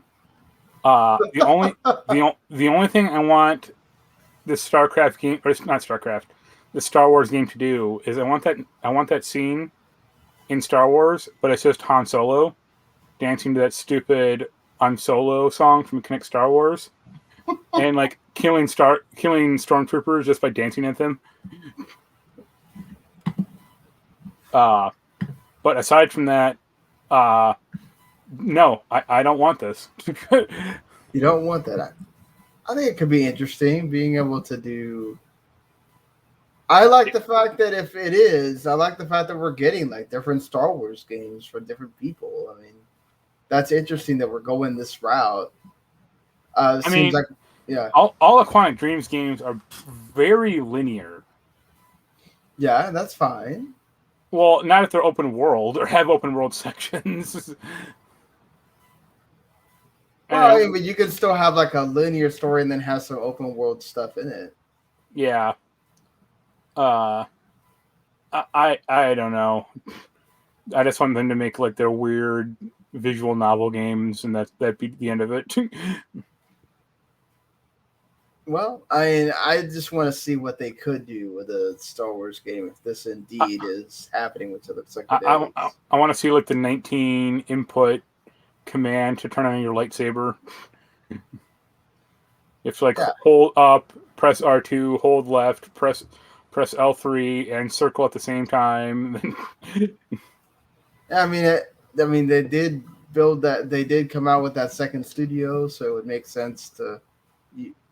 If you're going to do that, you must be working on some big game, and Star Wars is a pretty big franchise to be doing that with. So, see, I think the problem with Star Wars, well, the problem with what you were talking about is like in a vacuum. I mean, the more companies doing Star Wars games, fine, but like if they're not good or if they're really weird, like the Star Wars license got super weird around the PS1 and PS2 era. I don't like that. I want there to basically be like one shooting game, like one space game. We already got that with that X-Wing first TIE Fighter reboot. Right. One action game. We got that with the Respawn Jedi game. Fallen Order. Yeah. One RPG. We got that with KOTOR. And one shooting game, like first person shooter. And we already got that with whatever the hell, the dice game. Yeah. That'd be it. Yeah, I mean, that's what you're saying. You already got those, so why not expand to more avenues for Star Wars? Because you got the Darth Vader VR thing, which was pretty decent. Because then you get like Star Wars Masters of Terras Kasi, like a Star Wars fighting game, or Well, no, I don't think you need to go that far. Like, that's just weird. But I don't know. I feel like Star Wars has a rich narrative that you could say take some of these more, out of the normal realm of Star Wars fandom and be able to tell that story in a game, and then maybe that gets people to buy those books or see whatever, I guess in my dream scenario, pardon the pun, is I would like Quantic Dream to do like a Star Trek game personally. Okay. Like a game that's like, and think about like them doing like a next generation game, like very heavy on talking or decision making, and there's like parts of action here and there, but it's mostly like Picard telling Worf like, "Oh, your Klingons are so honorable" and shit like that. Like yeah. I mean, that's just me. I mean, if I could do something like that, or had that power, I'd be like, all right, go for it. But I think just as a concept, or just as like a franchise, Star Wars is too action heavy for that to really for Quantum to do that justice. But who knows? I could be wrong. Yeah, I don't want to judge them on. I mean, I guess their I judge them on their past 4 or 5 games that I've played. So no, yeah, obviously, I mean that's all you could do. But I want to hope that they can make something from using that what they've done before, and be able to take that and make Star Wars and add on to that, and not just this is Star Wars in our formula. So right, hold R1, keep pressing it and press X to shoot blaster gun. yeah. So moving along from one franchise to another, we talked about Perfect Dark earlier, and it would it show up on the 64 Switch Online thing. Perfect Dark, the actual initiative version of Perfect Dark, is back in the news again because they have enlisted Crystal Dynamics to help them make the game, and then perhaps I guess make it come out faster, or just get it done, or whatever the issue is with it. What do you think about this? There's a lot of people saying, "Oh, you never have this with a third-party studio. This shows that it's really bad and everything else." And you're also bringing an experience that they were the ones involved with Tomb Raider. I mean, where do you kind of lie on this? Is this actually really bad, or do we need to wait on that? I mean, Crystal Dynamics is mostly good, aside from obviously Avengers. So, and to be fair, they've been improving in that. Yeah, but putting lipstick on a pig doesn't make it better. I mean, the Initiative is a new company. They might not just have the people to fully make the game. Like, yeah. I mean, and if you're Microsoft, then you could do that. Yeah. And bring in Crystal Dynamics to help you. I mean, why not, right? And Crystal Dynamics could probably use the work, Yeah, or at least to get some of that team off. I'm sure there's still a team working on Avengers. Yeah. But think about them on something else. Think about Square, because you know how anti-Western companies they are. About how Tomb Raider is a huge financial blunder, and they Hitman failed, and they sold that company off, or So I'm sure Crystal Dynamics is thanking their stars that this is happening at the moment. Yeah, there's some, but I think this is. I don't know. I just don't think this is this big old. Whenever they did change directors and everything out of the blue, and so I think we should also look at that and say, I mean, this is like you said, a new company having to take an old franchise and try to figure out what they want to do with it and what to keep from the original and then what they need to change.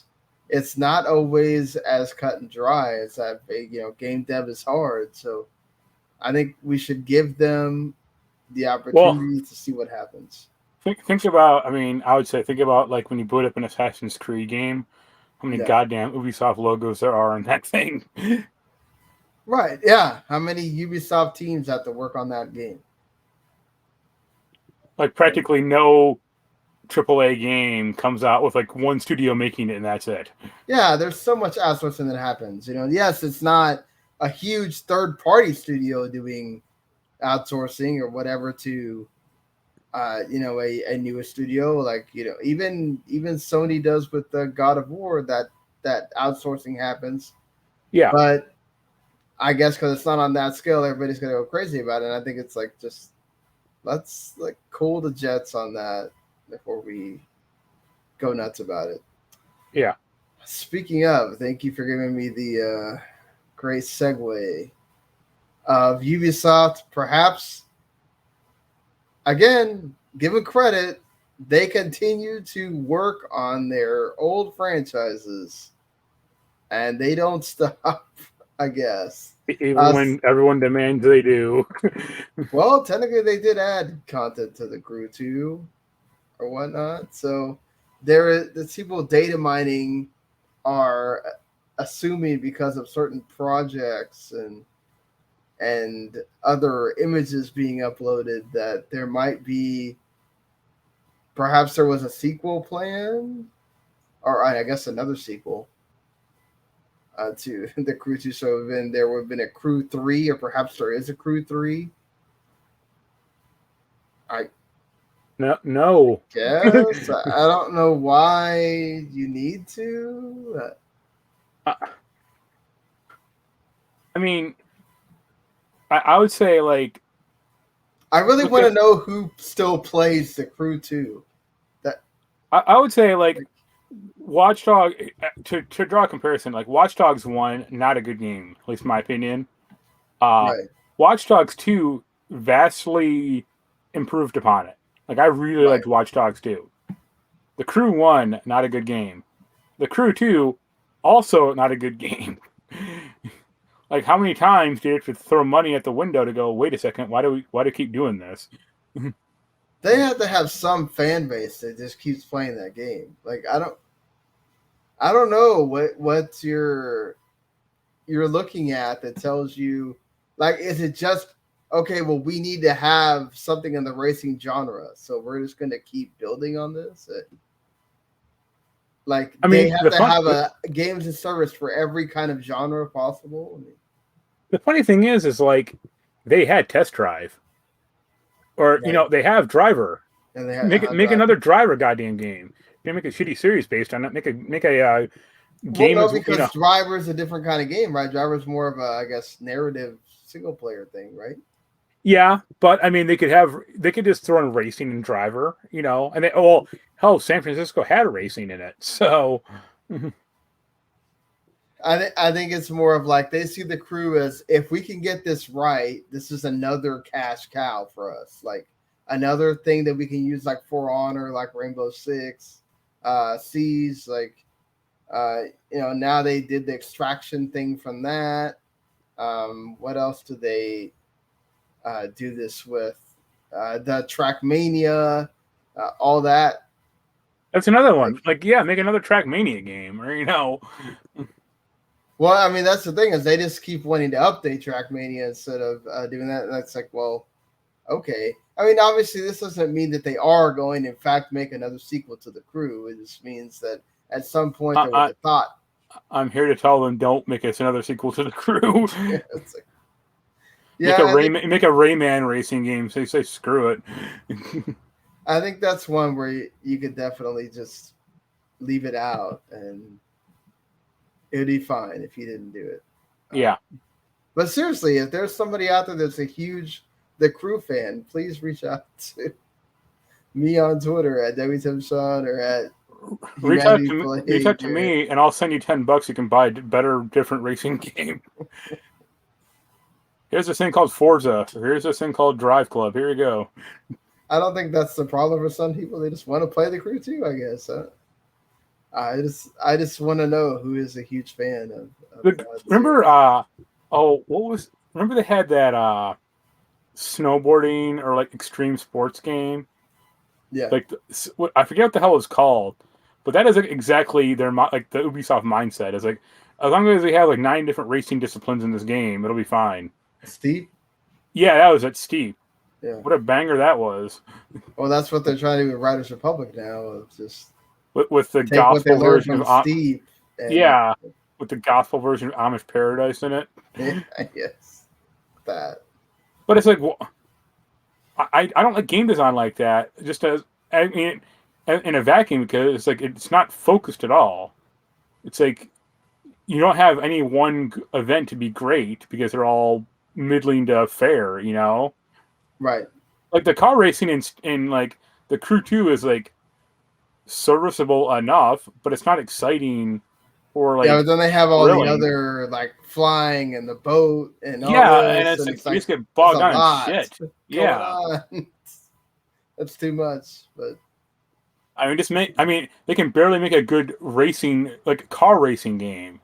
Focus on that one first, and then you can add in the other shit later on.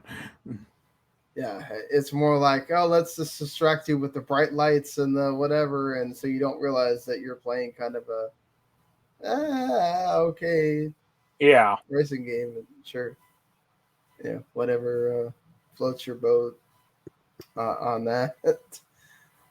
So going on from here, Apple has further, Epic said they were going to keep going for it. Well, Apple's like, oh, you are.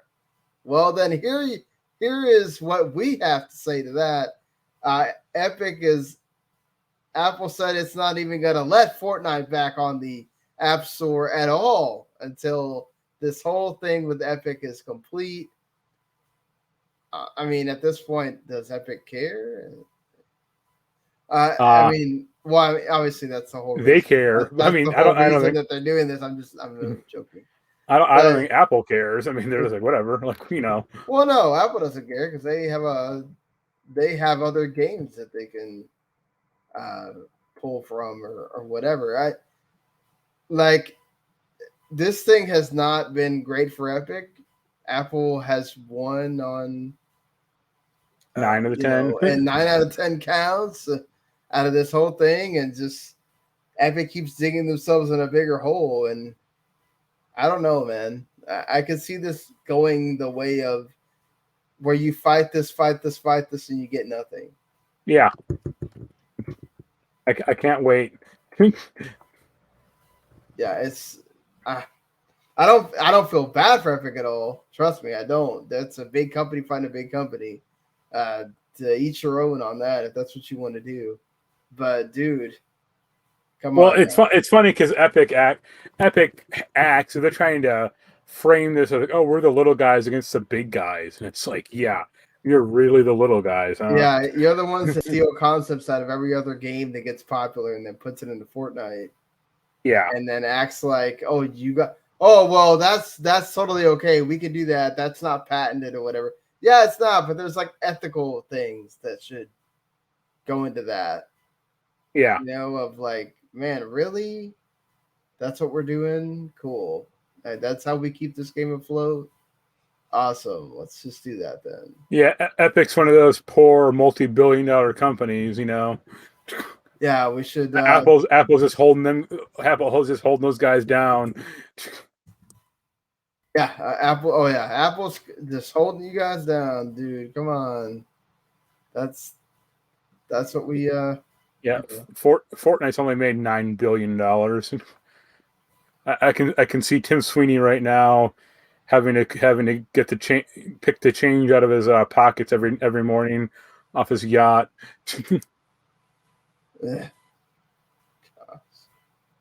Not a great thing for them, honestly.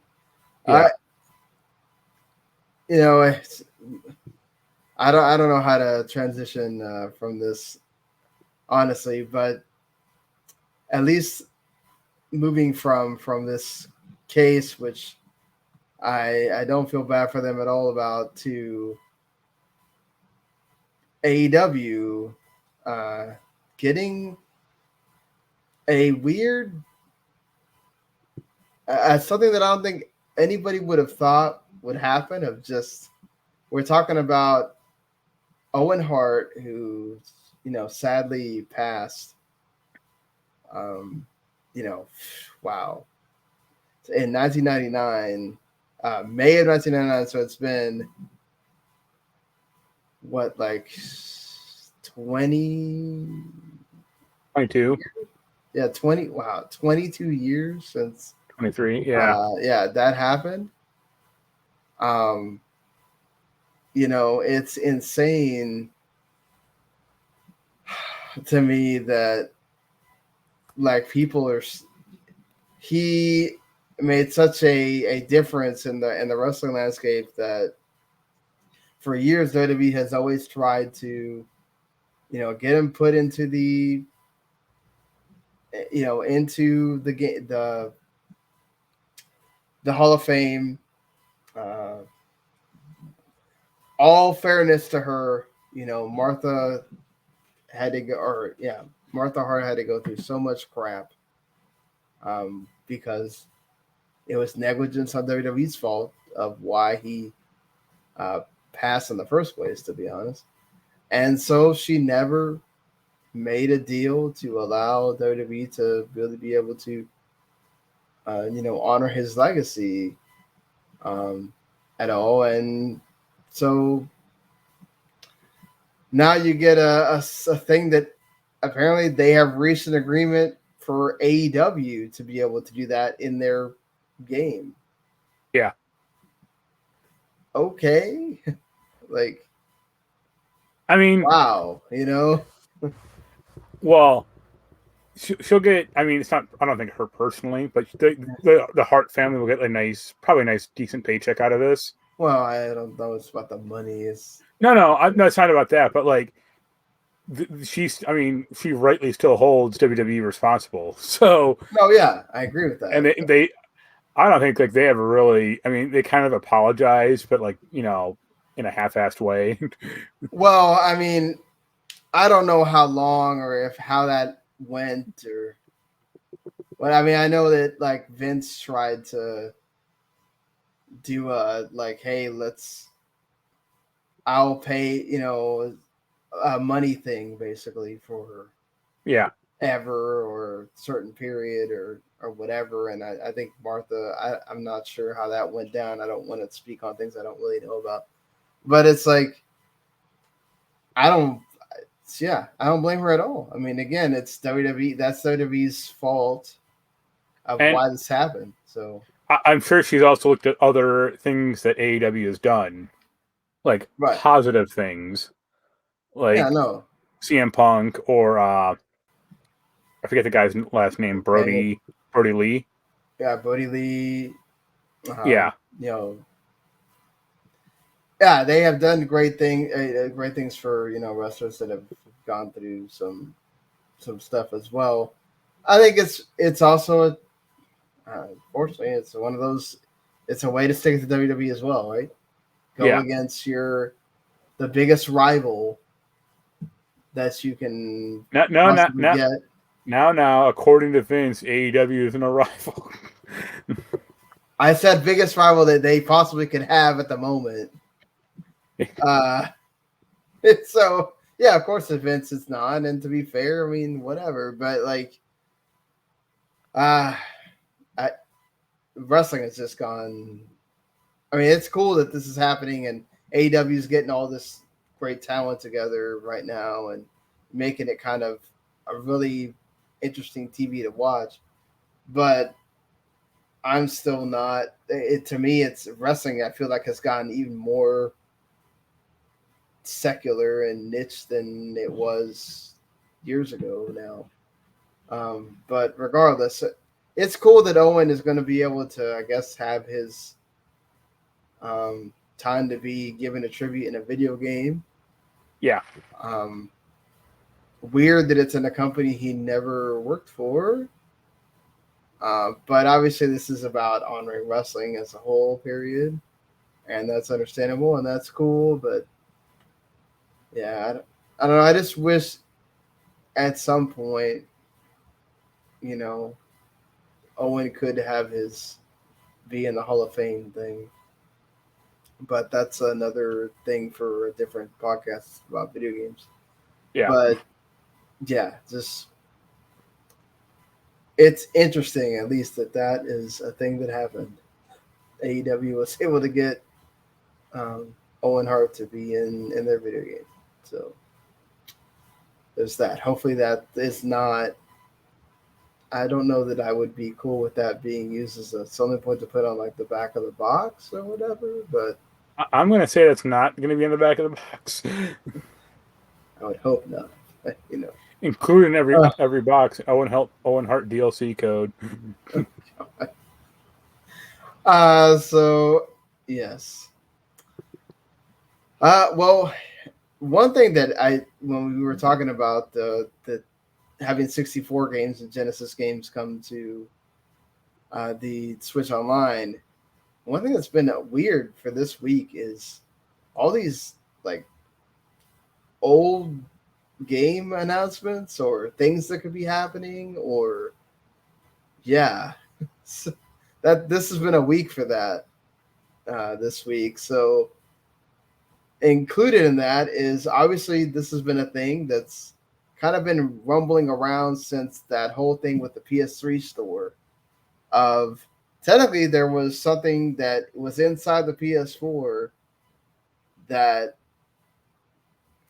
game, the PS4 could have What? a dead battery. Yeah, the CMOS battery, like the Yeah, clock battery, could die, and then if it did, it would wipe out your PS4 essentially. exactly. So we're making to where your PS4 can no longer play the PS4 games. So apparently, with a firmware patch, the 9.0 PS4 firmware update, that was fixed. So I guess now your PS4's internal clock cannot just die. Well, the clock will die, but the games will still run, and you can still Well, get like trophies. yeah, I mean, it's just like they don't have like a date and a time on them, but who cares? yeah. So yeah, my PS4 with a dead battery, games are no longer crashing on startup, and I can even earn trophies, although the trophy earning dates will be blank. Yeah, So I mean, I view this as good because I mean, people like to have the PS4 on probably for a while, yeah, and you can't. I mean, you can kind of replace that battery, but it involves a lot of work. exactly. I mean, to be fair, at least this way, it's not like the PS3 where that PS3 is gone. You don't have any way to play those games. At least if you get a PS5, you can play your PS4 games. So that's a plus that way, at least. Yeah, One of the cool things that had come out of this week is that Marvel vs. Capcom 2 is a beloved game. When you think about fighting games, it's probably one of the ones that come up quite a lot. yeah. As far as if you're looking at like the history of fighting games, period. And there's a company called Digital Eclipse that has been involved with Disney and Capcom in various formats, whether it's for the Disney Afternoon Collection or Street Fighter 30th Anniversary Collection, and they even did the digital only port on the 360 and PS3, which obviously got taken down due to licensing issues. So I think I bought that, if I'm not mistaken. I really need to go through my downloads. The 360 one, or Yeah, 361. I definitely have that, but yeah, Yeah, so there's even a quote in here of someone from the studio saying that they feel like they've been part of the divorce between Capcom and Disney.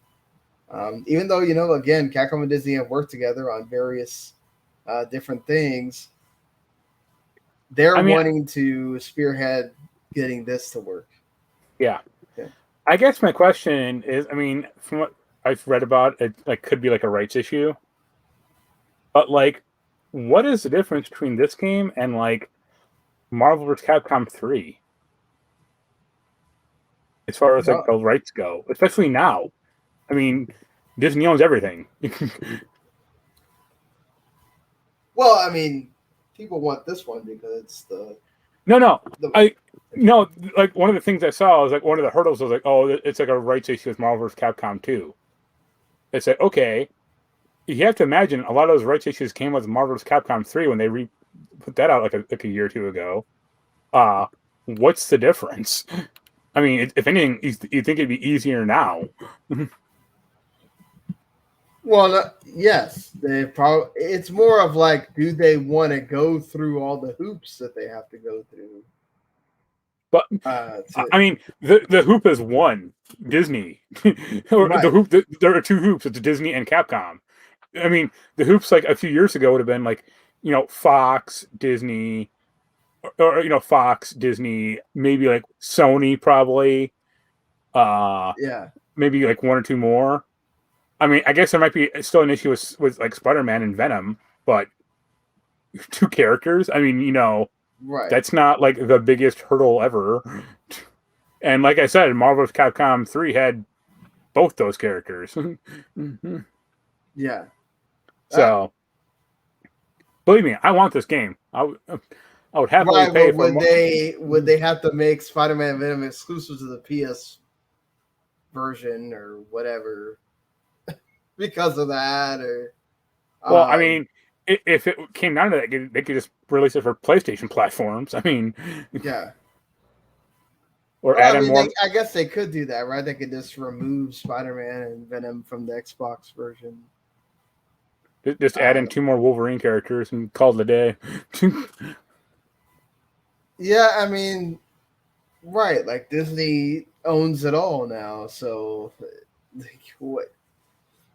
I think it's not necessarily it's that it's a rights issue. It's a does Disney think that they can make money with it? I mean, Like not the money they want, but also the risk isn't like they don't have to pay for it. I mean, I would think like Digital Extreme would do that, or so Capcom would probably point at the money and go, "Hey, this will cost $3 million for us to make. Whatever money is made, we'll earn that first, and then after that, we'll divvy this up." yeah, I think that's the thing. It's more about would these companies feel like it's worth it for I them think. to do this? I mean, I think for Capcom, definitely worth it because it's Oh not like no, yeah, of course Infinite for didn't Capcom. exactly set the world on fire. Right, and that's another thing too. Of would Disney be okay with letting this just be what it is, and Yeah, not try to, stick their nose in it and be like, oh well, there has to be some kind of tie to the MCU, and there has to be other yeah, this, and you have to include new characters. I mean, that's the thing, right? Is like, well, they could do this and then perhaps add more characters to it and make it its own thing that you're updating. And well, they could make it literally like they could have like original and then like remix mode, and then go like, hey, the original is here, but the remix mode where you can play as like Captain Marvel or Hawkeye, and then you can add in like other Capcom shit. Like, here you go, also. That's what yeah, that's what Infinite was supposed to be. They're gonna go like, oh, it's like the platform. You'll play it infinitely, and then like it came out and no one played on it, and they're like, oh shit, we released like 2 DLC characters and that's it. yeah. It's do you follow? I mean, I don't think you really follow fighting game streamers or anything like that. No, I don't. There's a dude. I mean, I don't really mind him, but his name is Maximilian Dude, Right, DOOD. Maximum the Dude is great. Yeah, I know Yeah, that is. and he was like the one guy going like, oh, Infinite's good, and then he kept saying like, oh, they're gonna completely overhaul Infinite, and they're gonna add in like X-Men characters and Fantastic Four, and that never happened. Well, yeah, it didn't happen because it didn't do well. Well, he said it like a year later, like after it already came in like bombed. He was like, oh, they're gonna bring it back, and it's gonna be like this whole big reinvention of the game. It'll be they're gonna like apologize and make good on it, and then it's like, no, they didn't. Yeah, I mean it's true. They Yeah, didn't. So, but I feel like there is something there for them. It's just, will Disney want to put that money and that time towards it, and be able to dot all the I's and T's and everything else they got to do for them to make it lucrative. Like, I don't know how Disney thinks when it comes to these video games, but they obviously know that it's an important, market for them. But how much would they want to make out of this, and how much does yeah, that matter? I mean, they are sitting there putting money into, or at least allowing these collections to be made for like Aladdin and Jungle Book and all that, and then releasing, the same game on Genesis, and then turning around like a year later and releasing the SNES version of it and everything else. So, I mean, I guess why not? If you're doing it with these kind of games that are not, they're not going to set the world on fire. There's something that's like, okay, cool, a nice little nostalgic memory or whatever. But Marvel's Capcom 2, that could really just light that up again. I mean, think about how using that at Evo, Evo and other yeah, fighting game conventions. I mean, again, and breathing new life into that game. I mean, that's amazing to me. yep. I don't know. Which means they probably won't do it. Probably not. Yeah, that's thing to mention. They actually made it to where the Jungle Book and Aladdin is also a DLC pack if you bought the other collection now for $10. Yeah. Or you can just buy the entire collection on your PC, PS4, Xbox One, or Switch for $30. Okay. Most of those games aren't good. So No, they're not. I do have fond memories of playing the crap out of Lion King and Aladdin when I was a kid. So I have fond memories of Aladdin on the Genesis, but not the Lion King because that was terrible. no, that game was hard or just unbearable. But I'm just saying. I guess I wouldn't say fond. I just say like have You have memories memories. of playing that Let's say game. that. Yeah, like of just quitting. I don't know how many times when I just couldn't get past this part because it was just evil. But thanks. A game that I do, both two games that I absolutely love are Klonoa, however you say it. There possibly Bandai Namco is going to make a collection or perhaps a like remastering of these games, and I would absolutely love for that to be the case. I loved of course, the PlayStation 1 game, and then of course that was another one of those games that got a pretty good GBA sequel too. Man, forget the Wii version or whatever. But I love those two games. I would love to see them get a collection or some kind of remastering or whatever. Man, that would be a dream for me. I'm a big platform person, so I would totally be down if Bandai Namco wanted to do something that had to do with Klonoa. Yes, make it happen, or Bandai Namco. Let's do it. Let's make this happen, please. My only history of Klonoa is he was in like Marvel vs. Namco X Capcom. Yes, he was. That was a thing. Yeah. And also apparently beta prototypes of the original Xbox and Dreamcast have come to light. Yep. 349 Xbox prototypes and 135 Dreamcast prototypes. A lot of like preview discs or like review copies. Right. But there was some stuff in there that like never got out. So that was kind of cool. Yeah, like the He-Man Defender of Grayskull, American Idol, Red Star World Rally, Red Star, yeah. So, it's funny because I have on my Xbox like a unreleased game like on my debug kit. Yeah. That like no one has any clue about. Yeah. And then you got to download that StarCraft Go thing. Yeah. So I mean that's cool when you can always find little treasures like that. I mean it's stuff that like probably nobody will care that much about, but it's still not neat when Modern Vintage Gamer liked it. He made a video, but yeah. At least there's that, so at least like the Dreamcast stuff is like easy to play. You just burn it to a disc. Like the Xbox stuff is a tad harder. What makes it because Xbox actually has copy protection, or okay. unmodded like an unmodded Xbox, you can't just do that. Any Dreamcast can play any damn disc. So I do remember people saying that, that was a thing. Any Dreamcast can play a disc.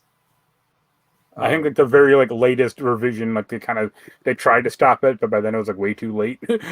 Yeah. So all right, I think that will. Yeah. This isn't game news; it's more media news. But did you see the Doctor Who news? Yes, I sent it to you in the little chat we have with the ends. I didn't see that. But Russell T Davies is back doing Doctor Who to make it great again. He's going to add Trump? No. Damn it, I thought you were not going to make that joke. No, he's not going to. He's just going to make it. He's going to make Doctor Who worthy of Watching. watching again. Listen, I'm not.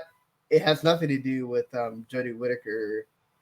For me, it has like 10% to do with her, really, but like not her as most of it is the production and the writing. Yeah, or and lack of writing. Lack of writing, where Russell T Davies will help with that.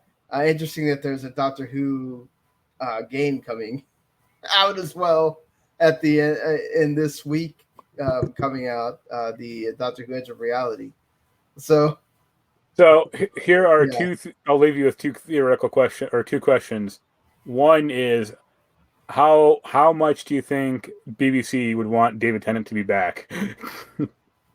Well, I mean, yeah, I'm sure that they wanted to be back, but are they gonna put out a bunch of money just to bring him back? I mean, no. The whole point is to continue on and have a new Doctor. Well, yeah, but they also need the show to be popular and profitable, and it hasn't been for a while. I agree. Second question is how much of the current era do you think Russell T Davies like retcons or just kind of does away with? Because I have to imagine all of it. You mean like even the before Jodie Whittaker stuff? No, I meant like her run specifically. Like she will be part of the canon, like the timeline, but like all the timeless child bullshit, or just like that stuff. The stuff that destroyed the show. Like, how much do you think he? Quickly... I mean, I wouldn't be surprised if he does retcon quite a bit of that stuff. I asked that to Jeremy on Facebook, and he was like, "Well, I like the Whittaker era." I was just thinking like, okay, but then he said like, "Oh, I guess," he said like Davies, like he doesn't see him doing that because he kind of supports the concept, and it's like, I mean, maybe the concept would be good, but the way they did it was terrible. So I mean, that kind of colors it for me, Fair enough. Yeah. Like I guess it'd just be nice if like the Doctor regenerates. I'm gonna say it probably into like a white British dude, and then like the first episode is like him going like, "Oh, that's the visions the Master sent me were just fake, or just pretend. It did like it's not real." And then that's the last anyone will ever speak of it. I guess. I mean, there's still people, wishing, hoping, Idris Elba would be able to be. He'd be great, but that's too small potato shit for him. Oh, no, definitely not. Yeah, I mean, if they had been able to make a rise, if it was 15 years ago and he didn't get the wire, then maybe. But yeah, no, I agree. But I mean, it would also take him away from stuff as well if he does that. So yeah. But we'll see. I'm interested in what he's going to bring to the show now. Does that mean the BBC is going to up the production of the show again with him running it? I mean, Jens hates the music of the show, and I'm not a big fan either. But like over the past 2 or 3 years, like the show looks terrible. Like it looks cheap as shit. I agree. That's kind of one of the things that kind of put me off. It's like I'm just like, I want to watch because of there being a female Doctor Who now, and it's something different and whatever. I think it was like the second episode, and they showed the TARDIS interior, and it was like 75% bathed in darkness, and I'm just thinking like, what, they can't afford a floodlight or two? Like, what's going on here? Like. And it's still like really dark in there. Like, even now, and it's like, what are you just trying to hide like the set, or like what's going on? Like, it doesn't need to be like bathed in light, but I should be able, like, there should be features I can like make out in the set. Every Doctor had like specific things in the TARDIS that like stood out. And this one is just darkness and like the crystal in the middle, and that's it.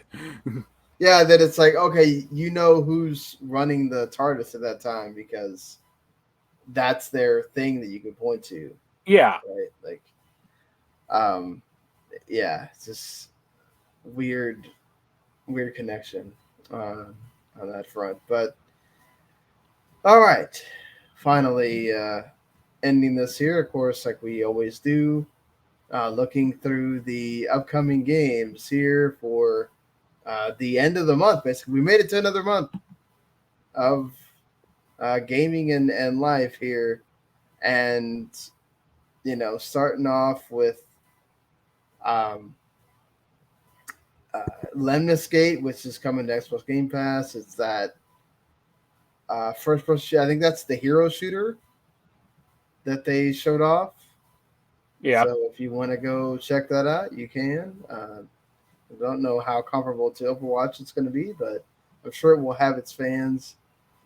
I don't know if it's going to do like Knockout City kind of numbers like that did this year, but we'll definitely see. Connect Tank is coming, which, as someone that does editing for Last Word on Gaming, that was one of the first review codes that the site had got. So that's cool that they gave it to us like a whole 5 days early. So whoever, I forget who's doing that review, that's something I'll have to be looking at, I'm sure. Chernobyl Night is coming to the last gen consoles. Neo World Ends With You coming to PC.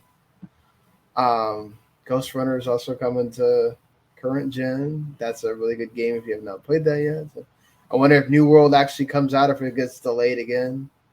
That's that Amazon action RPG. I've heard good things about it, but yeah, who Yeah, knows? I've heard good things as well. eFootball and FIFA come out within 2 days of each other. So we'll see. And of course, the really nasty thing about this eFootball thing being free now, of course, that's Winning 11, PES, whatever you want to call it. There's a $40 DLC pack that you can't use for 2 months. It wouldn't start working until November. Yep. Yeah, Konami. It's free, all right. It's free. Sure. I mean, I think I read like a comment about that game. Like they did some like preview event or beta that made it sound like look terrible. Would not be surprised at all. Like yeah, just like no production values at all. And it's like, well, yeah, it's free now. So God. So aside from that, the Industria game, which is one of the games that I liked outside of the, oh God, what's it called now? It's E3. They had all those indie shows. Industria was one that it has some like Twin Peaks vibes as well. So I was kind of interested in that. That's coming out. A lot of stuff coming out here at the end of the month. Hot Wheels Unleashed, which that looks kind of actually decent. Yeah, one of the Giant Bomb guys, the other Jeff, said it was like not terrible. Aeon Drive, which is a platformer, that was also at that indie show as well. That's coming out. Astro Ascending, which is an RPG that looks really good, that I am going to be playing on Xbox Game Pass. Whatchamacallit? The Doctor Who game, The Edge of Reality, is coming out at the end of the month as well. Are you going to want to? I would like to get it, but the Doctor Who games are like notoriously bad. Yeah, well, at least this one's not VR. Yeah, that was one of the bad ones. Did you end up getting that one too? I have that one, and it's like barely playable. Yeah, it's like wow. I don't know why they. I mean, I guess I get the concept, right? Of like, okay, it's cool. They made this was like I think before Telltale, like right around, but they made like the Doctor Who adventure games like damn near 10 years ago, maybe longer. They were like not great, but they were like passable enough. That was like the only good time. Like Doctor Who was good. Like the first pinball machine is pretty all right, and that's about it. Yeah. I mean, it's a concept that you'd think would be very freeing or like very expansive, but it's incredibly not, because like the concept is you can literally go anywhere at any time, make a game out of that. It's like, okay. I have a budget of $4. Let's see what I can crank out. And if you thought that end of the week is crazy, wait till we get to next week. We're starting to get just absolute having big stuff come out, along with small stuff all in 1 week, and another one of those like last month where you had that 2 week span where just stuff was coming constantly. So we will see how this all works out. One of the easy weeks, huh? Yeah, that's not going to be Far Cry. I still don't understand why we had to have Metroid Dread and Far Cry 6 come out in the same within a day of each other. But sure. Yeah, I wonder which one's going to be more popular and well received. And then also the same week, Alan Wake Remastered, Jet the Far Shore, and Super Monkey Ball Banana Mania, and that Nickelodeon All-Star Brawl thing. So, like, yeah, it's a lot. But until we get to that week, we will be back, of course, next week. So if you've watch on YouTube later, for the few people that have checked out the show live, whether it was on Twitch or Twitter or the Facebook page, we appreciate that. Thank you so much. Of course, we're available on anywhere there are podcasts. If you haven't been paying attention to this ticker the whole time, it tells you right there where we are available. If not, pretty much anywhere you think the podcast exists, and whatever app you like to use, we are there. You can go subscribe, Video Games to the Max, or just use the whole W2M network, and you get everything that we do, whether it's talking about games here, or if you like soccer or football. I do the Soccer to the Max show. Usually on Tuesdays. This week we're going to have 2 shows on Sunday because I had to move the show from the Tuesday slot to Thursday, and then something happened. I had to move it again to Sunday, and then we'll have the regular show on Tuesday. So 2 shows this week, and then of course, the NFL has started again, so the kickoff has a lot to talk about, along with what's going on in college football. And of course, you got all the entertainment stuff with Radlich and company there. I mean, comics, movies, TV shows, they cover it all. So definitely there is something for everybody here. So subscribe to that network and you get it all. And you can watch it on YouTube if you want, or you can just listen to it whenever you feel like it. So, like Marc said, he'll have that review of WRC 10. I'm going to have reviews coming this week as well for a few games. So be checking out the site. And, well, until next week, we'll see you later, everybody. Later.